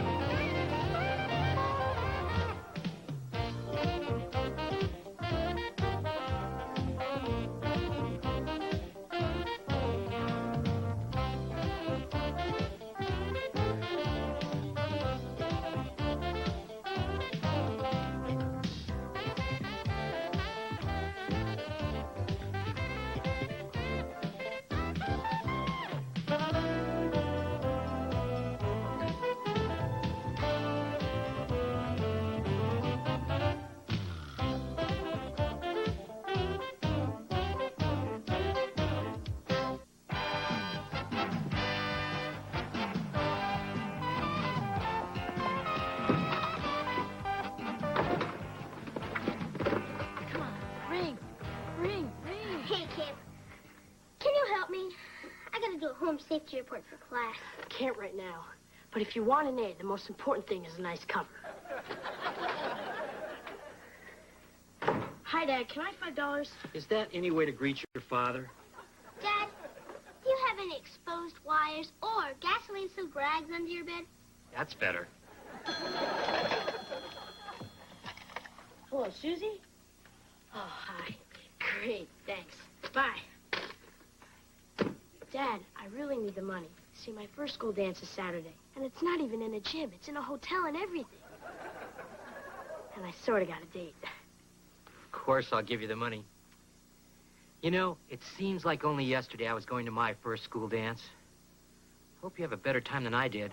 I'm sure Susie can't kick as hard as Judy Hensler. I'm not going with Susie. I'm going with Tracy. Wasn't that Susie on the phone? Oh, yeah. You see, she talked to Amanda, who lives next to Tiffany, who asked Tracy if she'd go with me. And Tracy said yes. All I got to do is ask her. That sounds simple enough. Thanks, Dad. Dad, how well do you know your fuse box? It must be time for Mr. Bloomgarten's home safety check. Sure is. I'm going to write down every fire hazard in the house. I want to get a good grade in my report. Then be sure to put a nice cover on it.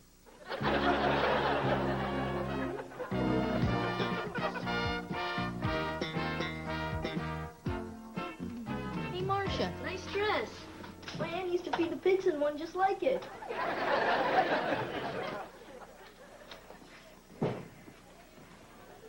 Hey, anyone lose $1? Sucker! Hey, you wanna try it, Kip? I don't have time for that stuff anymore. I gotta go buy tickets for the dance. I'm asking Tracy. Tracy, that beanpole? You gotta be kidding. If you glued a nail to her head, you could pick up trash with her. Knock it off. There she is. Hi. Awesome. I don't see why she bothers with the lock. If she wants a book, all she has to do is slide through the vent. Here's your chance, Lance. Go ask her. There's no hurry. I can ask her later. Attention, everyone! Kip Cleaver is afraid. Okay. I'll ask her. Come on. Hi. Hi. You want to go to the dance? Okay. Bye. Bye. Did it. Can you believe it? I did it. I can hardly wait for the evening news. I don't see you asking anybody. You're not afraid, are you? Au contraire, amigo. I'd be happy to demonstrate my mystical powers over women. But, as you can see, there are none about. I think you're scared. Hey, isn't that Amy from your history class? No, it's her brother Phil. They're identical twins. Hey, don't worry about it. It'll be weeks before the entire school knows you're a coward. And I'll show you who's a coward.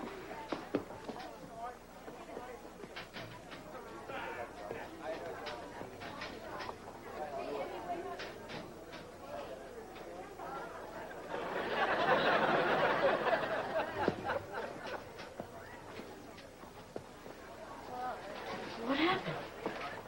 All right, so I'm not the suave sophisticate the world perceives me as.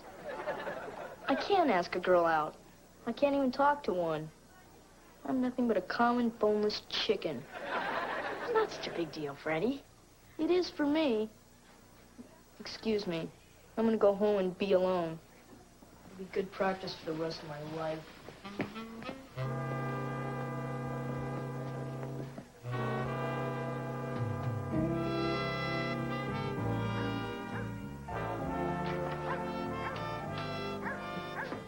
What's the matter, son?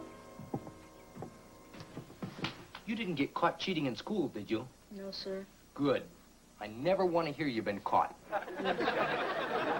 Did your mom find out you've been cutting her flowers and selling them on the turnpike ramp? No, sir. Well, that's good. I think I got a better location for you. What is it, son? You know, I'm always here to listen to your troubles and to guide you through the stormy sea we call adolescence. Well, the trouble, sir, is with girls. Girls, huh? You're on your own.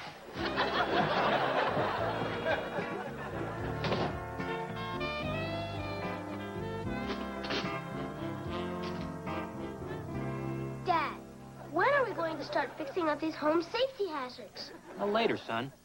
Why don't you go work on the cover for that report? Hi. Hi. Hi, Mom. Hi, Kip. Home so soon? Hi, Grandma. Hi, Kip. Hey, Kip. What's the matter with your feet? Nothing. I just got a new pair of shoes for the school dance. And they need a little breaking in. I tried to get him to buy another pair. These are the only ones he wanted. They're cool. They make me look just like that guy in Footloose.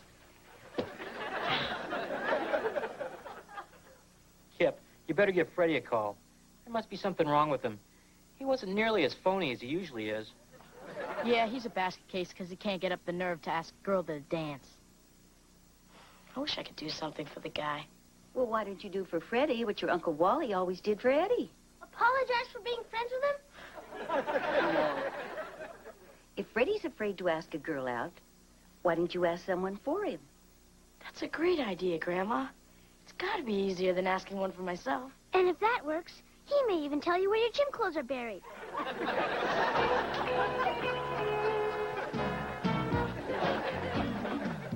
Do you want to go to the dance? Oh, Kip, I'd love to. Not with me, with Freddie Haskell. That creep? Yeah. Freddie Haskell.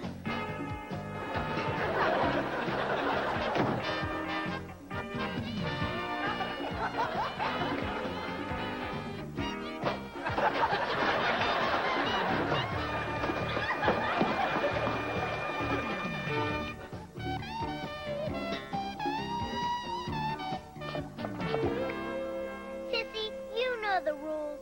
You're supposed to take a shower before you get in Bambi's hot tub. Mary Ellen, will you hurry up? We're going to miss the beginning of the concert. And where the heck's the babysitter? Don't worry, she'll be here, I promise. We won't miss a single shaboom of the 50s revival. Oh, that must be her. Finally. Darn. I've broken my earring. I'm going to run next door and borrow some crazy glue. Just put a ski mask on and let's go.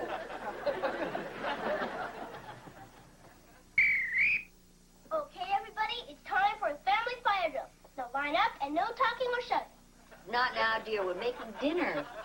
Okay, we'll do it after dinner. And we'll take a look at those overloaded sockets. Right, Dad? Sorry, Ollie. After dinner, we're all going to go shopping for a freezer. Really? And what circuit are you going to plug that into? Son, don't lose any sleep over it, huh? I wish he was that conscientious about feeding his goldfish. Hello. Information? Yes. Please give me the number for the fire department. April Fool. Now, Oliver, you know, about those circuits, now what problem could a little freezer be, huh? Freddie comes over, tell him I'm sick. Why are you hiding from Freddie? Because I need time to think of a good way to tell him he makes girls sick. Hi, everybody. Can I borrow some crazy glue? I need to fix my earring. I think there's some left. Oliver used most of it on his shoes trying to hang upside down from a board. Hi, Freddie. Hi, Freddie. Sorry to barge in, but I was in the neighborhood collecting for my favorite charity. And I thought I'd get a progress report on Kip's search for my dream date.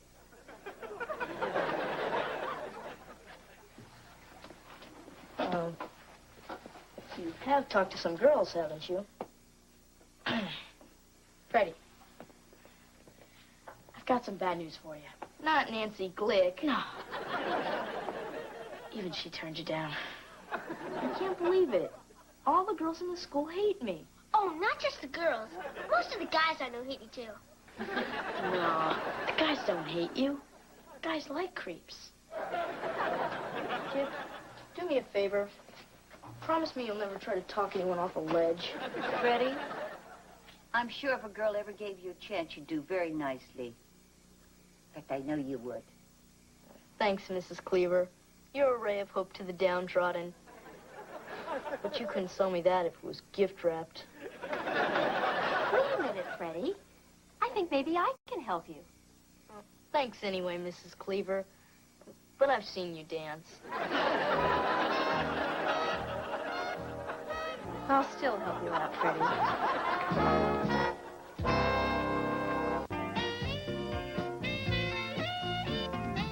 I'm going to play with my new sissy doll. Here, you play with my old one. Oh, finally. Kelly and Lori are all set. Good night, Kel. Come on, let's go, huh? Shabop, ding dang, a ram bang, dong dang, ding dong, boom, de bonk, boom, boom. You don't go to the Grand Avenue School, do you? No, Mrs. Cleaver. I go to an all-girls school. Then you probably don't know a boy named Freddie Haskell. No, never heard of him. Oh, Freddie Haskell. He's a... Kelly, dear, it's not polite to interrupt. Okay, now that I've practiced going out to the car by myself, this time let's try it together. Oh, honey, this will just take 1 second. Lori, there's a dance at Freddie's school, and it turns out he needs a date. It's Polly, because nobody's stupid enough to... It's going to be a real nice dance, and I think you'd have fun with Freddie. He's real cute, and a good athlete, too. Don't worry, now I get it. Well, Miss Cleaver, I'd love to go to the dance. If you know the boy, I'm sure my parents would say that it's okay. Great, then it's all set. Well, honey, are you ready? Don't toy with me, Mary Ellen. Of course, I'll only go if he actually asks me. Well, actually, I was hoping for a close-up. And, of course, one of her mothers, so I can see if she'll age well. Freddie. Okay, I'll go out with her. Good! Now, all you gotta do is go over there and ask her. Ask her? Surely you jest. Freddie! Freddie, would you care to join my brother and me in the den while Mary Ellen waits in the car with the engine running? Freddie, think about it. What's the big deal about talking to a girl, huh? You don't understand. The only thing I know how to say to a girl is, nice face. Did you get the number of the truck that hit you? Let me run through this real fast. Growing up is full of doing lots of things for the first time. Some of those things you may not want to do. But you can't hide from everything just because it makes you nervous. So get over there and ask her, now. I guess he decided to show up after all. Hello. Oh, hi, Freddie. Don't worry. Nobody told her what a creep you are. That's Lori. Hello. How are you? I guess I'm okay.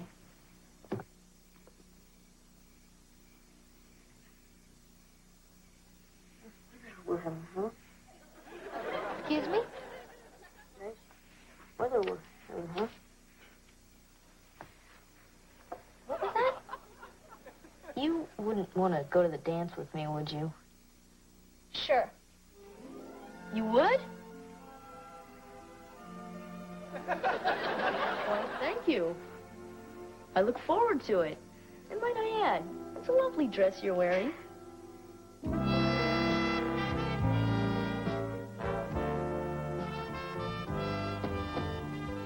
Well, sir, it's nearly post time. Frederick, my boy, I must say, I haven't seen you look this good since that day at juvenile court. Thank you, sir. You know, you remind me a lot of myself at your age. Except, of course, I was better looking. So you've told me. Son, I've been thinking about that little talk that we had the other day. I didn't give you the kind of quality parenting that you've come to expect from me. That's okay. At least you got my name right. No, I want to make it up to you. When you get to be my age, you'll learn something about women. And on this night of your first date, I'm going to pass these secrets along to you. That's very generous of you, sir. Son, women are all a bunch of bloodsuckers, out to get whatever they can. And when they've used you up, they'll toss you aside like an old sock. Now, you run along and have a good time.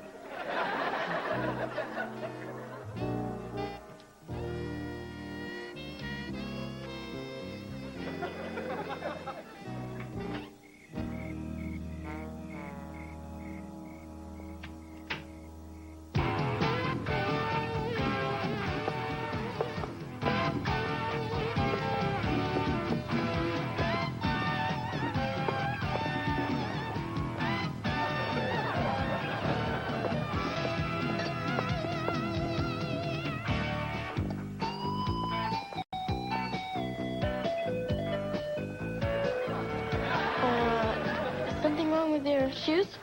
No, nothing. It's just a new step. Do you know the Sidewinder? No? This is it.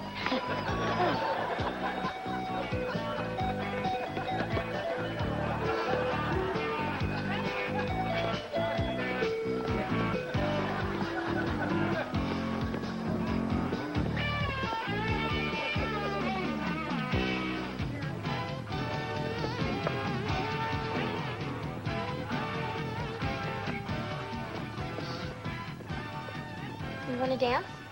Can't. Old sports injury. I like sports. I play tennis, field hockey, and basketball. I breed snakes.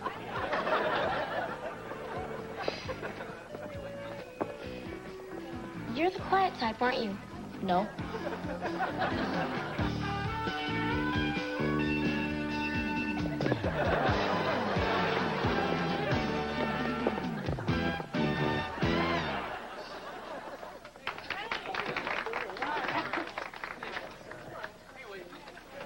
All this talking probably made you thirsty. I'll go get some punch.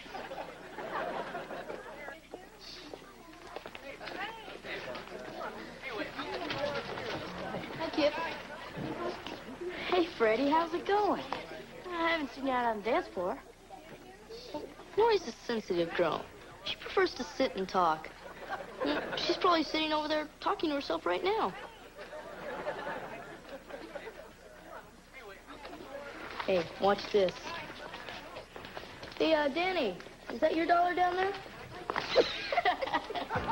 What a doofus.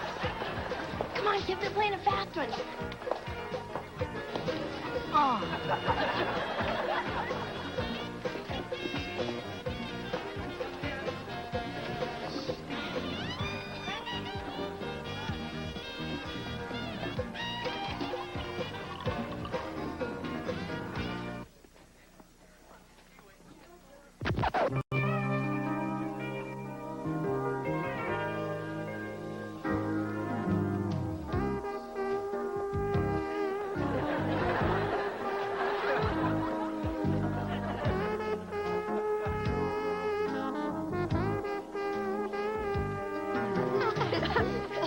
That's disgusting. Watch this.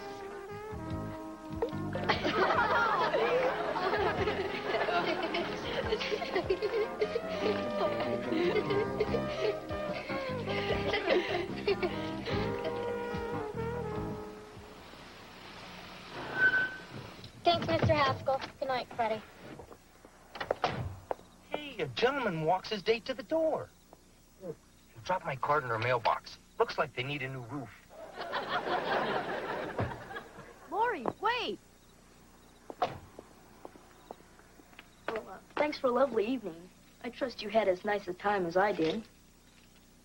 Nice time. This was the worst night of my life. You know, when I think about how excited I was to go on this date, I told all my friends about how cute you were. You told your friends I was cute? And I even bought a new dress. And for what? To sit in a chair all night? If you hated me so much, why did you ask me out in the first place? Look, I don't hate you. It's just that I've never been on a date before, and I kind of choke up in front of girls. I thought I did something wrong. No, you were okay. It's just me. Just sorry this evening turned out so bad. Because I'll never be able to talk to girls. You're doing it right now. I am, aren't I? You know, for the first time tonight, you're acting like someone a girl might enjoy going out with. Hey, how about that? Does this mean you might want to try it again sometime? I don't know. Maybe.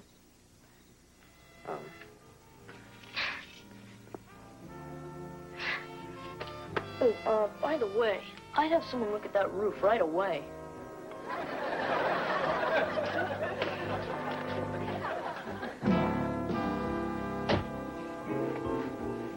So, how did it go? She doesn't hate me. That's my boy.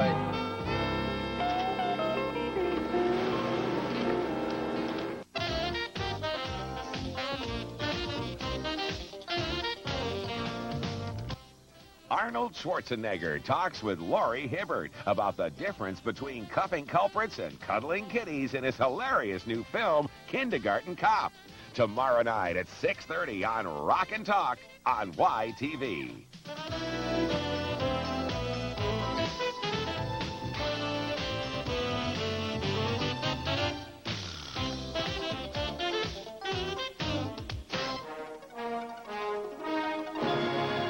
You find something good for your father? Oh, yeah. How'd I look? Oh, thanks, old timer.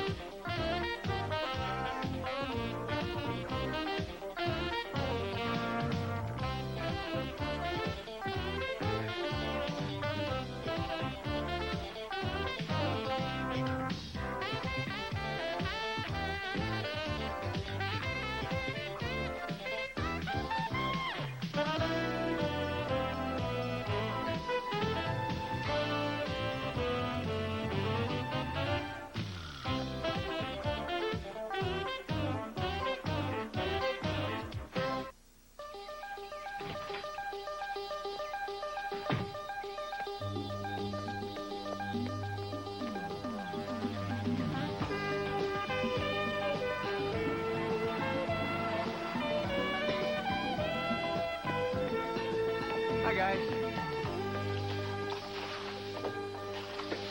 How far is Uncle Wally gonna run? 26.3 miles. From the City Hall in Bellport to the library at Mayfield. I don't get adults. They wait all that time to get their driver's license, and all they want to do is run. And ride bikes that don't go nowhere. Real dumb. Glad I got you three together. Have you given any thought to what you're going to do for your dads for Father's Day? Same as usual, I guess. Wrong. This year, the adults are not going to buy the presents. Now, I don't think it's asking too much to have you buy your fathers a little present or plan something special to do with them. Anything to show them how much you appreciate them. You don't have to worry about me, Grandma. I'm already making something for my dad. Oh. Comes the Beaver. Hi. Hello, Beaver.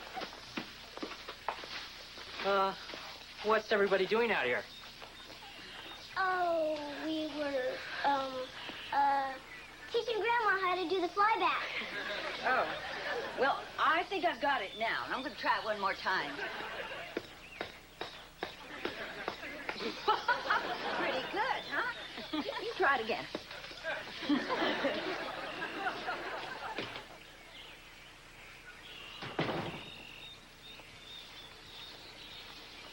Look, I know you boys aren't going to disappoint your father, so don't put it off until the last minute. Okay. I'll buy him something with the money I've left from what Dad gave me to buy you a Mother's Day present. I guess that's allowed. How about you, Ollie? Well, I would have had some money, except and I got this hole in my pocket. Well, I guess we could arrange a small emergency loan, provided your pockets are in good working order. Thanks, Grandma. And don't worry, I'll keep the money in my socks. The holes are smaller.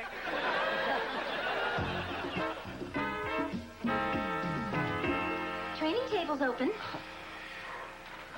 Dad, don't you get tired of eating just noodles every day? Well, honey, when you're going to run a marathon, you have to store carbohydrates. Huh, that looks good. Want some? No, I'm in training. Go easy, Wally. Save room for dessert. A big, freshly baked Idaho potato. If I clean my plate, could I have one too? Maybe. Well, I'm glad you two find this so amusing. You know, if Christopher Columbus's family gave him this kind of support, we'd still be living in Spain. Dad, wasn't Columbus from Italy? Eat your dinner.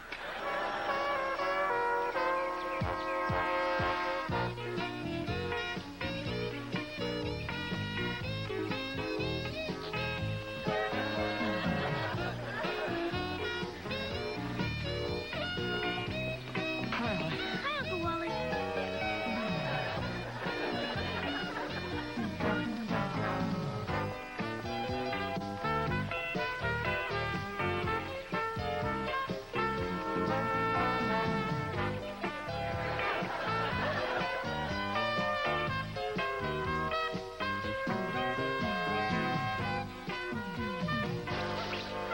Hi, Ollie. Hi, Duffy. Guys? Pretty neat hats. Pretty neat. I think we should make whoever invented this president of the whole world. Yeah. I never saw a hat that did anything but sit on your head. Hey, could I try it on? Well, all right. Just try not to slobber all over the part you put in your mouth.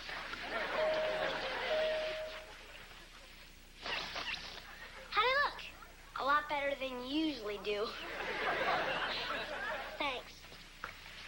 Boy, I wish I could have one of those. But I'm supposed to be buying something for my dad. Hey, why don't you buy one for your dad? Well, I was kind of thinking of something more practical. Like those things grown-ups put in their shoes, so their feet don't stink. Come on, Ollie. Your old man's gotta make a big fuss tomorrow, no matter what you get him, right? Yeah, I guess. So, he pretends to love it. In 2 weeks, he forgets all about it. You get to keep the hat, and everybody's happy.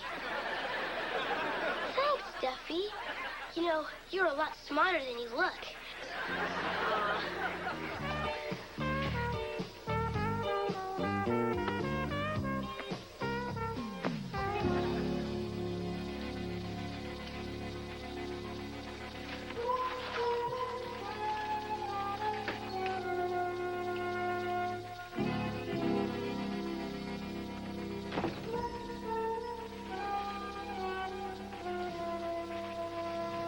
Hi, champ.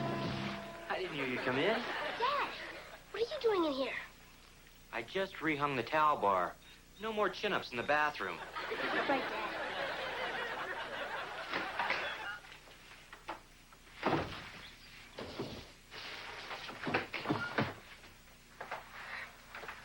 So did you find something good for your father?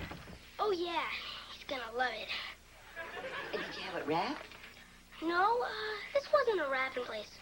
The guy had enough trouble just making change. Well, come on. You need to fix it up real nice. Your father's gonna be back any time.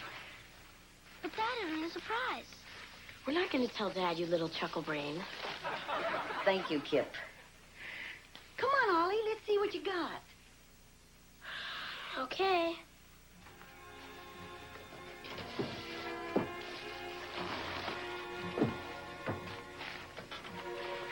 But just remember, I didn't like it so much when I first saw it either.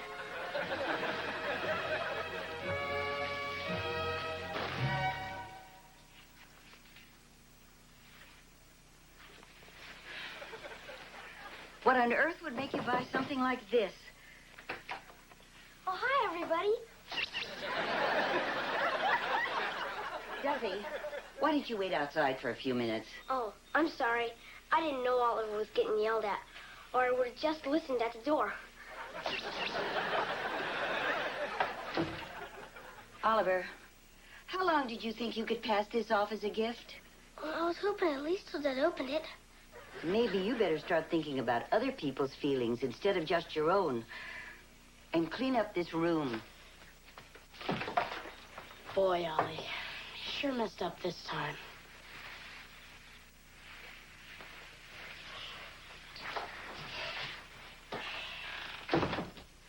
Hey, I heard the whole thing. This never would have happened if you would have listened to me and gotten the blue one. Come on, Duffy. I already feel like the dumbest kid who ever lived. Nah, you're not the dumbest. I saw him on a TV special. You better go now, Duffy.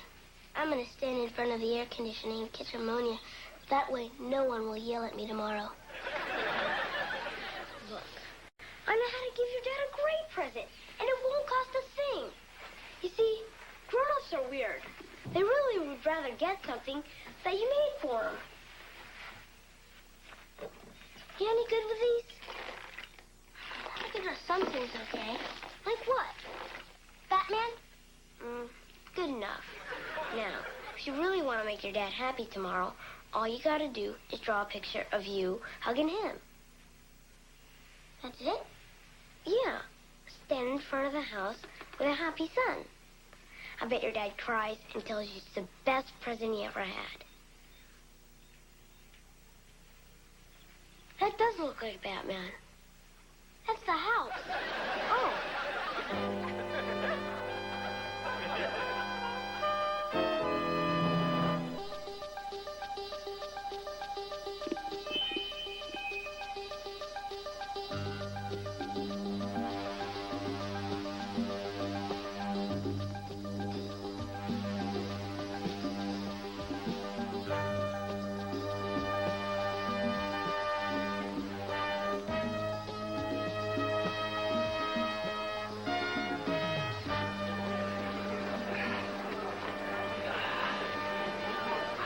Thanks.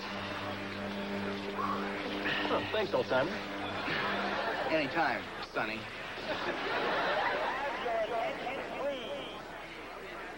Thank you. Runners, take your marks.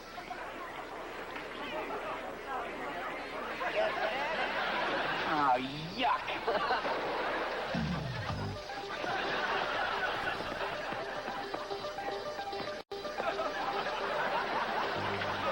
All right, kid, this is war.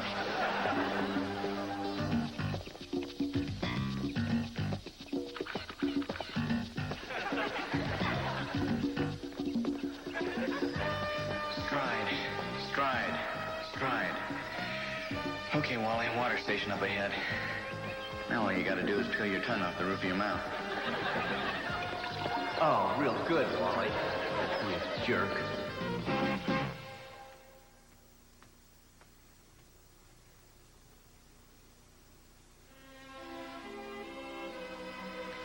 Dad. Oh, hi, Beav. Oh, come on, sit down. All right. What is it? Well, when I made up the story about having the parrot, that was wrong. That's right. And you helping me keep it made a secret, that was wrong, too. That's right, too. But you're a father. How come you did it? Well, maybe that's why I did it, Beaver. You see, parents aren't always perfect either. Sometimes they love their children so much that they'll do almost anything to keep them from being hurt, even if it means making a mistake now and then. Gee, Dad, I guess there's an awful lot more to being a father than just making money and hollering. There sure is. Well, Dad, thanks for the hamster. Okay, Beaver.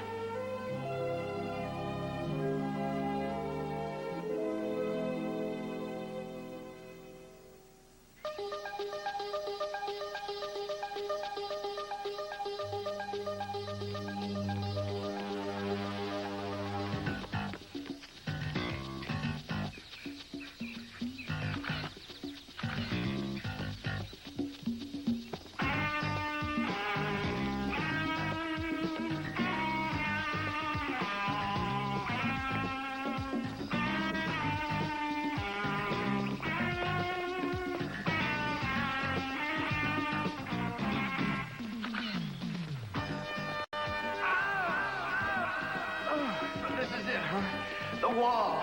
The moment every runner dreads. Molly, if you can fight your way through this, you can make it. Oh, what could my goal have been to improve my bowling? Everyone was right. I'm too old. I'm in pain. I want to stop. I want to go home. Listen to yourself, you ninny. Don't you want to beat that kid? What have you been training for?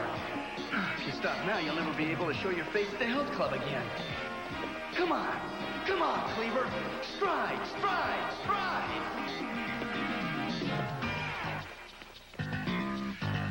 Oh, good. Pine Street. It's all downhill from here. Except for the hill. Hey, here he comes. Here he is. Yeah. Hey! He's coming around the corner.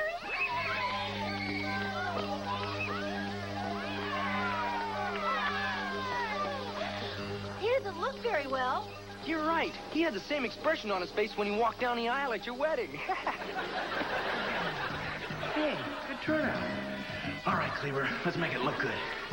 Shoulders back. Here we go.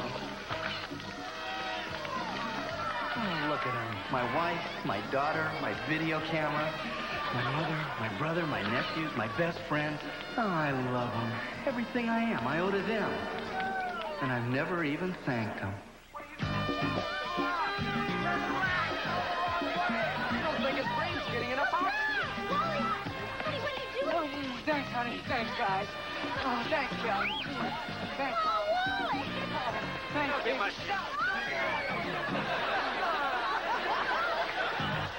Let's see if we can beat him to the finish line. Yeah! We beat him to the finish line. Didn't take much. Stride. Stride. Stride. Oh, just a few more blocks. I can stop. Stride. Stride. Stride. There he is. Come on, Wally. Let's take this punk. Are you nuts? You got no feeling below the knees. Hey, where's that intestinal fortitude? You can do it. Remember the Springfield game? Come on now, sprint! Sprint! Sprint! Hey, here they come. Yeah! Come on!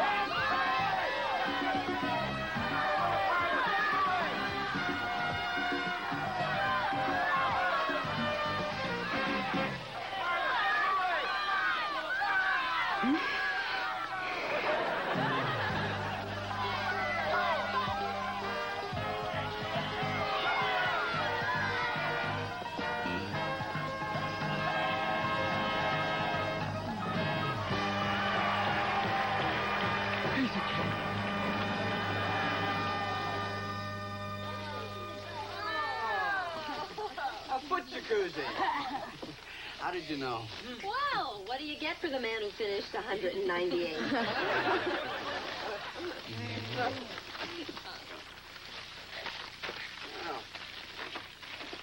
what do we have here? It's a poem I wrote for you. It rhymes and everything. You want to hear it? Well, of course I do. My Dad, by Kelly J. Cleaver. My dad was born after World War II. His eyes are very, very blue. When I was young, he read me Tom Sawyer. He makes a good living because he's a lawyer. Other kids think their dads are king, but mine's the best, and I'm not lying. My dad, my daddy, my pop, my father, my friend, my... Kelly, honey, I'm sure your father would love to hear this again when he wakes up. Don't worry, he did the same thing after the Springfield game. And that's when he was in his prime. Let's give out some presents to the father that's awake.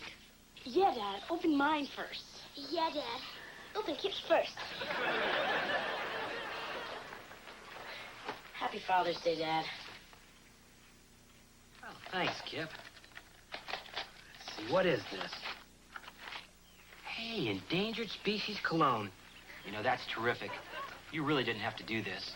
Big deal. Happy Father's Day, Dad.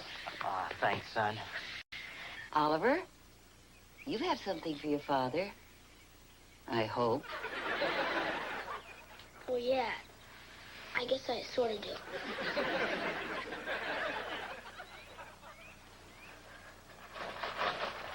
Well, what have we here? Thanks, champ. You maybe shouldn't thank me till you open it. Look, a videotape. What is it? Maybe an old movie like Beaver, Las Vegas? No. It's more like a Father's Day card. Except you gotta have a TV to look at it. Well, let's see what we got here. Oh, no, Dad. Not in front of the whole world, okay? Whatever you want, son. Come on, let's start lunch. Oh, boy.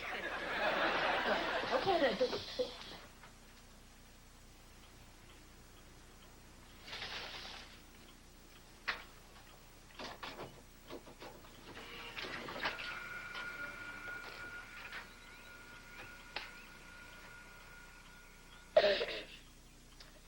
Hi, Dad. Hang on, Ollie. It's all blurry. Ready, set, go. Hi, Dad. It's me, your son, Oliver Cleaver. And the reason I'm doing this is because you got a right to know what kind of a rat your kid is. Because only a real rat wouldn't come up with a gift for his dad on Father's Day. It's not like he didn't have a chance or anything. Grandma lended me the money, and I blew it all on junk like ice cream. And this.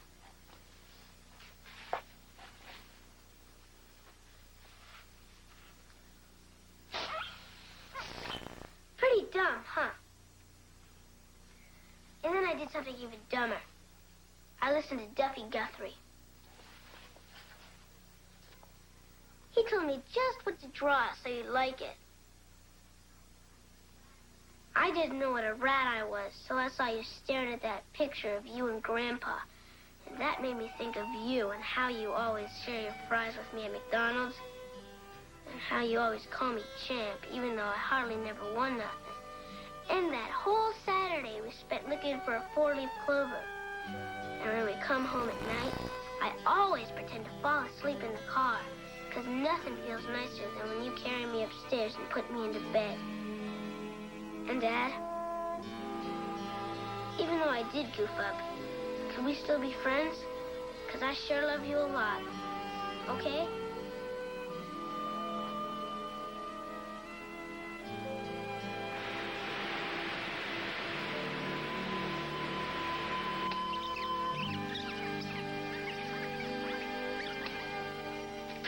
Hi, Dad. It's me, your son, Oliver Cleaver. And the reason I'm doing this is because you got a right to know what kind of a rat your kid is. Some real rat.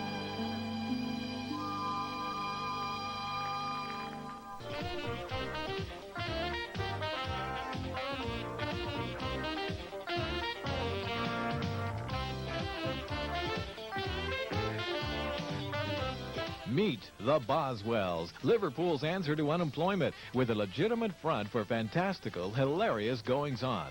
Then hit all the spots with that lippy-quippy host with the most, Ron Oliver. For hilarity and wit, tune in for Bread and YTV Hits, Sunday nights at 9, only on YTV.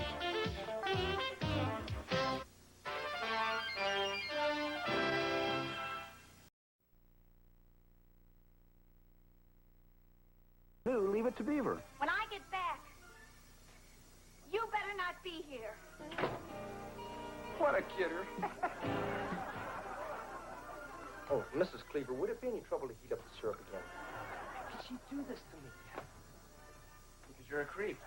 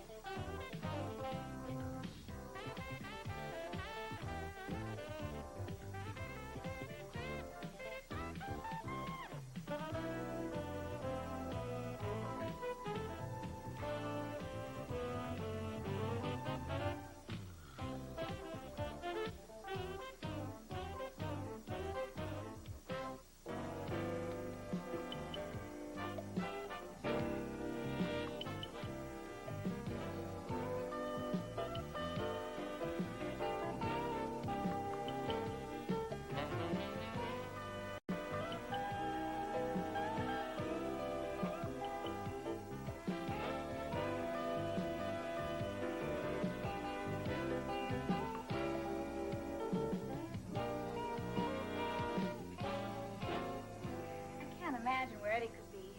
I hope he's okay. Oh, don't worry, Gertrude. He's probably just gotten delayed at the construction site. Then why hasn't he called? Well, maybe there isn't a phone there. No, I know there's a payphone there. He took his bag of slugs with him. You really feared that guy. He never had a chance. Yeah, by the last game, the chump didn't even know which end of the pool cue to chalk. The only tricky part was dodging the pool balls on the way out of the parking lot. Hey, look, the gang's all here. And you should have been here hours ago. Why? What happened? The snake cornered the cat again? Edward, we had dinner reservations at the Blue Room tonight. How could you forget that? Oh, he didn't forget. He was on a hot streak, and... See ya. Hey, check this out. I won some Yahoo's pool cue. Genuine ivory. Been in the family for years. Eddie, you are always forgetting, and I'm getting sick and tired of it. Angel, sweetie, I know I get off track now and then, but don't I always make it up to you? Like when I forgot your birthday. I promised to take you to some swanky dinner joint. Eddie, that was supposed to be tonight. Excuse me, I hate to be a party pooper, but I have an early morning mom aerobics class, so we're just... Hey, cool your heels. This'll all blow over in just a minute. You know how her Irish temper is. Eddie, I'm not Irish. So what's your excuse? Edward, don't try to change the subject here. You let us sit here twiddling our thumbs while you are having fun playing pool. Hey, pool is not fun. It's hard work. You are the most inconsiderate man I've ever met. Inconsiderate? This pool cue was going to be a gift for you. And you're also cheap. Hey, now that hurts. Give me one example of how I'm cheap. All right. You won't let me buy a new couch. Hey, what's the big deal about new? My parents had the same couch for 25 years. I know. That's it. We'll have to do this again sometime. Yeah. Hey, Wally, sit on this couch. Now tell me if you don't think that's comfy. Eddie, I've been making excuses for you for 15 years, and I'm not going to do it anymore. Now, we are going to go to the Blue Room without you. Wally, Mary Ellen, let's go. Sure, that's all right. You're upset. I don't have to go.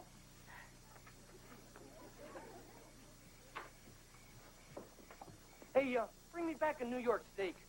Well done. I mean, scorch it. And don't order mine until your food comes, so it'll be warm when you get home. Eddie, you don't understand. When I get back, you better not be here. Sure. And this time, I mean it. What a kidder. Oh, please, no more. You're spoiling me. Eat up, Eddie. You've been through a lot. Yeah, I guess you're right. I never did get my dinner last night. Oh, Mrs. Cleaver, would it be any trouble to heat up the syrup again? Not at all, Eddie. Oh, and a little more coffee, please.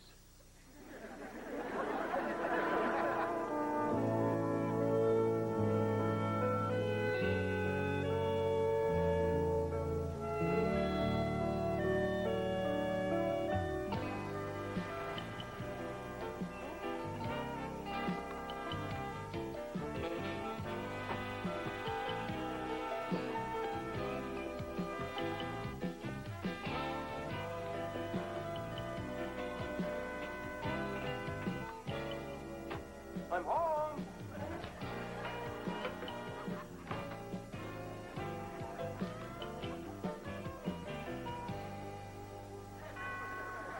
I'll get it. There, Freddie, what are you doing here? She throw you out, too? Yeah, mi casa es tu casa. Actually, sir, you might say I've come in the role of goodwill ambassador. Yeah, she finally cracked, huh? Didn't have the nerve to come over here and throw herself at my feet, so she sent you. The truth be told, sir, Mom doesn't know I'm here. Huh? Well, I took it upon myself to seek a quick settlement, for fear that any more time spent alone would only strengthen her resolve. Son, I refuse to grovel. Even if I were lonely, miserable, and desperate, and I'm not, I would never grovel. I see your point, sir. It's foolish, but I admire your integrity. I take that as a compliment. Listen, Frederick, I'm sorry that you've become a pawn in this game, but I want to assure you that I won't allow it to affect the well above average relationship that you and I share. Thanks for the reassurance, sir.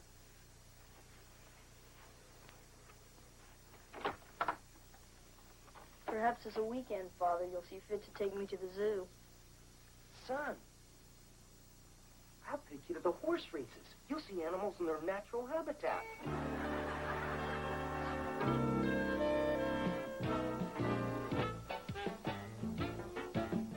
Okay, honey, turn it out. Dad, how come you're putting a yellow light bulb out here? Well, honey, because the yellow light keeps the bugs away. So why don't you put them in the house where the bugs fight us? Well, I guess it's just my sense of fair play. Hi, Wally. Hi, Eddie. Hi, Mr. Haskell. Hey, Kelly, how'd you like to run down to the corner for a double-dip chocolate cone? Yeah, sure. Great. Hey, here's a couple of bucks. Get something for yourself while you're down there. So, Eddie, how's the exile going? Just fine. Hey, look, I hope you understand about not being able to stay at my place. But, a vote's a vote. Hey, I know Mary Ellen's probably siding with the enemy, but how'd you break the 1-1 tie? It was 2-0. Come on, don't take it so hard. Okay, I tell you what, I'll treat you to a movie tonight. Thanks, Wally. But you don't have to babysit me. I'm a free man. Look out, ladies. Eddie Haskell is back in circulation. It's going to be like throwing raw meat into a shark tank. How could she do this to me? Because you're a creep. Obnoxious, irresponsible, and insincere. And you treat her like garbage. Hey, that's beside the point. Don't you see I'm miserable? You got to do something. Make her take me back. Please. I'd like to, Eddie, but this is between you and Gert. Hey, you got to help. You're my best friend. I tell that to Lumpy, too, but I don't mean it. Hey, I'll even pay you for your time. Cash so you don't have to report it. Eddie. Okay, a freebie. Just tell her to give me one more chance. She's the only woman who ever really loved me. Can you imagine anyone else who would? You got a point there. Look, I'll do whatever she wants. I'll change. Tell her that, please. All right, Eddie. After dinner, I'll go over and talk to Gert. You're a real pal. Hey, you want to stick around and eat with us? What are you having? Lasagna. Ah, forget it. Your mom's making steaks.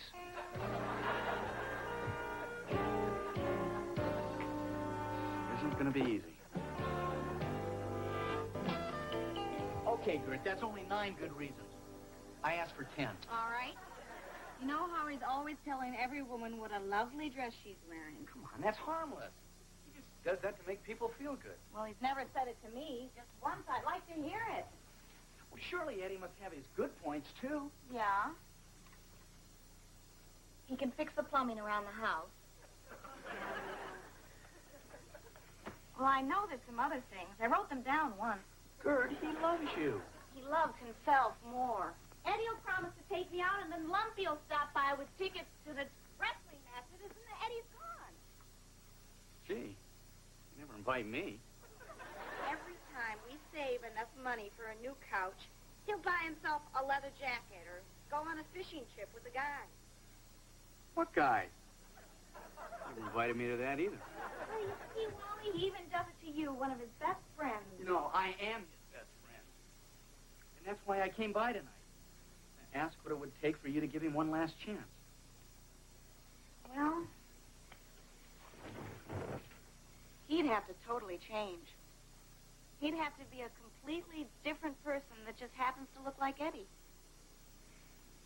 Gert, I honestly believe Eddie would do anything to save his family. So come on, please. Come over to dinner tomorrow night. See for yourself. Wally, I appreciate what you're trying to do, but I just can't see him right now. I'm sorry. Okay, Gert. I understand. If you change your mind, let me know. I will. Wally, thanks. I wonder when those guys went fishing. What do you say, Mom? Dad's a lovable old rogue. Let's say we give him another chance. The sink stopped up. Well, maybe one dinner wouldn't hurt. Mom, you won't regret this. Cut it out, Petey. You're so jealous. You guys get that big lecture about being on our best behavior tonight? Yeah, Dad even checked to make sure I match my socks. They must really want to get rid of Mr. Haskell. Hey! Why aren't you kids wearing ties? What do you think this is, a hayride? Oh, hi, kids. Eddie? Mrs. Cleaver, I was just commending the boys on their wardrobe selection. You don't look too bad yourself, Eddie. Oh, well, it's a big night for me. How come you didn't dress up? Eddie, your wife's coming over, not mine. Right. I'm sorry. I guess I'm just a little nervous. Oh, you don't have to be, Eddie. We're all pulling for you. I have no idea how hard we're all pulling for you. Sure, please. I don't want to appear too anxious. Let her sweat it out a few minutes. Good evening, sir. Son. Son, look at you. You've grown since I've last seen you. Oh, come on, sir. It's scientifically Gert. Hi, Eddie. Hi, Gert. My, that's a lovely dress you're wearing. Thank you, Eddie. Good to see you, too. Then you'll take me back. Don't push it. Hi, Gert. Hi, come on in. Ready? Everything's ready. Hi, Gert.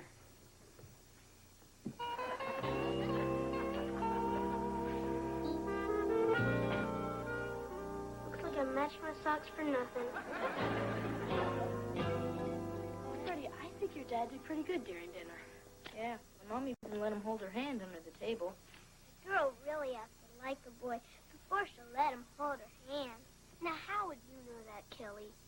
We've got cable TV. I knew what was going on down there. They always kick the kids out at the critical part of the evening. Well, there is a way, but it's kind of sneaky. And I promise not to do it anymore. I wouldn't want you to break your word.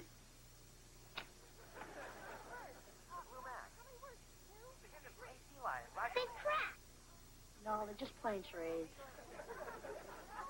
The Blue Mac. How many words? 2? Hey, wait a minute. Lion. Superman. It's a flying thing. It's, McHale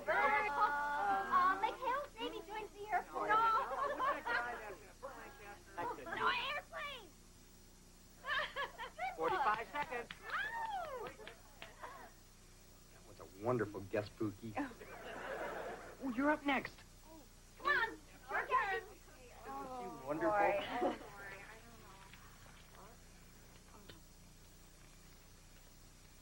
All right. A movie. A movie. And a book. Movie and a book.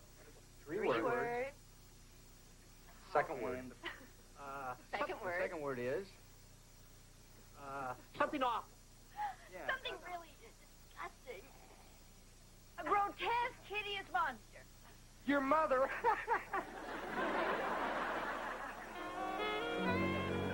Gert? Gert? Gert? Gert? Gert? She's such a kidder. No, she isn't. Gert! Gert!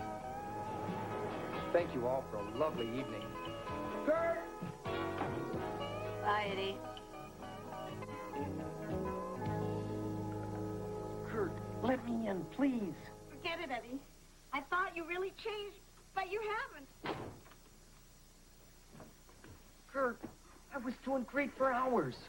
And so I got off one good one. What's that compared to what we have together? Remember the first time we ever went out? Oh, how can I forget? I never expected to see you again after I filled out that police report. Then you kept writing and calling and having pizza delivered. Remember the heart-shaped one for Valentine's Day? Yeah. See, that was the sweet side of you. The side that cared about me. That's what made me want to marry you. And that's why you can't live without me, huh? I have for a long time now. Now, don't start saying things like that. It's not true. Eddie, you're not there for us. I think your family should come first, not Lumpy just because he has tickets to some boat show. I'll call him and cancel. He was coming by here tonight? Oh,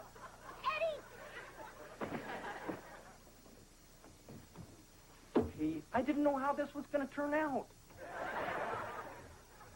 Look, Kurt, I know you're right. I've been impossible.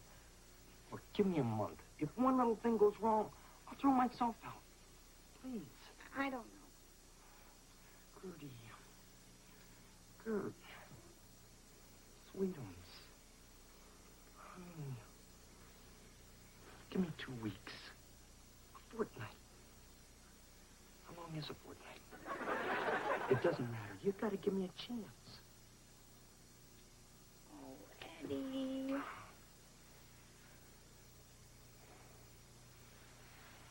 What's that? It's our new couch. Oh, how about that? Our new couch. Sure brightens up the room. Go ahead, try it. No, not tonight. I just want to stand here and look at it for a while. You know me. I never even held Freddie for 6, 7 months after he was born. Oh, come on, you're being silly. Hey, pretty comfy. Yeah, you just put the remote control right there. You're all set for the weekend. And you want to know the best part? You didn't sell the waterbed, did you? Never. This couch was reduced to $700. $700 for this slab of cement? Oh, so now it's a slab of cement. What happened to the guy who was begging for another chance? He just found out his wife blew the down payment on his Winnebago. Ed, you are the most selfish man who's ever lived. That's it, Gertrude. I thought I could be a different person for you, but I can't. This is the way I am, and if you don't like it, then I'm saddling up for good. Happy trails, Eddie. That's it, Gertrude. I'm leaving. I'm opening the door. I got 1 foot on the porch. I'm closing the door for the last time.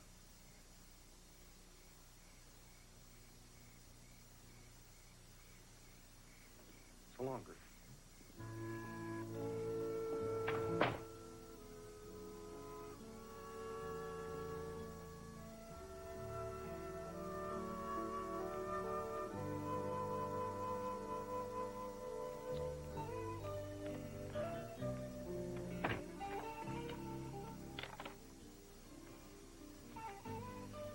really not coming after me, are you? No? In that case, we can talk.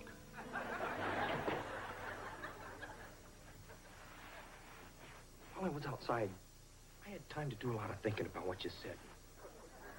You know, there might be something to it. Might be? I'm not promising you a personality transplant, but I guess I could spend a lot more time with you and Freddie and what's-his-name in military school. You'd all like that. And once in a while, you could buy something special for yourself, within reason. How about the couch? Can it be returned? All sales final. It's yours. Hey, Eddie, how about it? Are we going to the boat show or not? Eddie! Hey, what are you doing?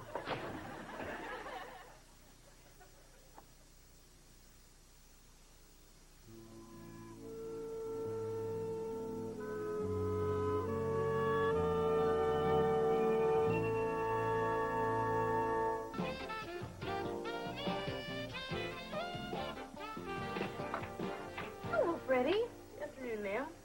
Well, what's this? A small token to express my gratitude to the entire Cleaver clan for helping bring harmony to the Haskell home. Well, that's very nice, Freddie. Oh, please. It's the least I could do for all the pain you must have suffered during my father's exile. Without a doubt, you Cleavers are greater humanitarians than Frank Sinatra himself. Henry, there he is. There's the boy who ruined my flower bed. I'd best be off.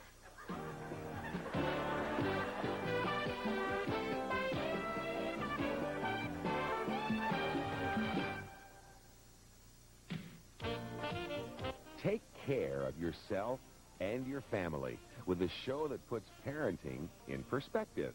Join Debbie Van Kiekebelt tonight at 9:30 for Positive Parenting, only on YTV.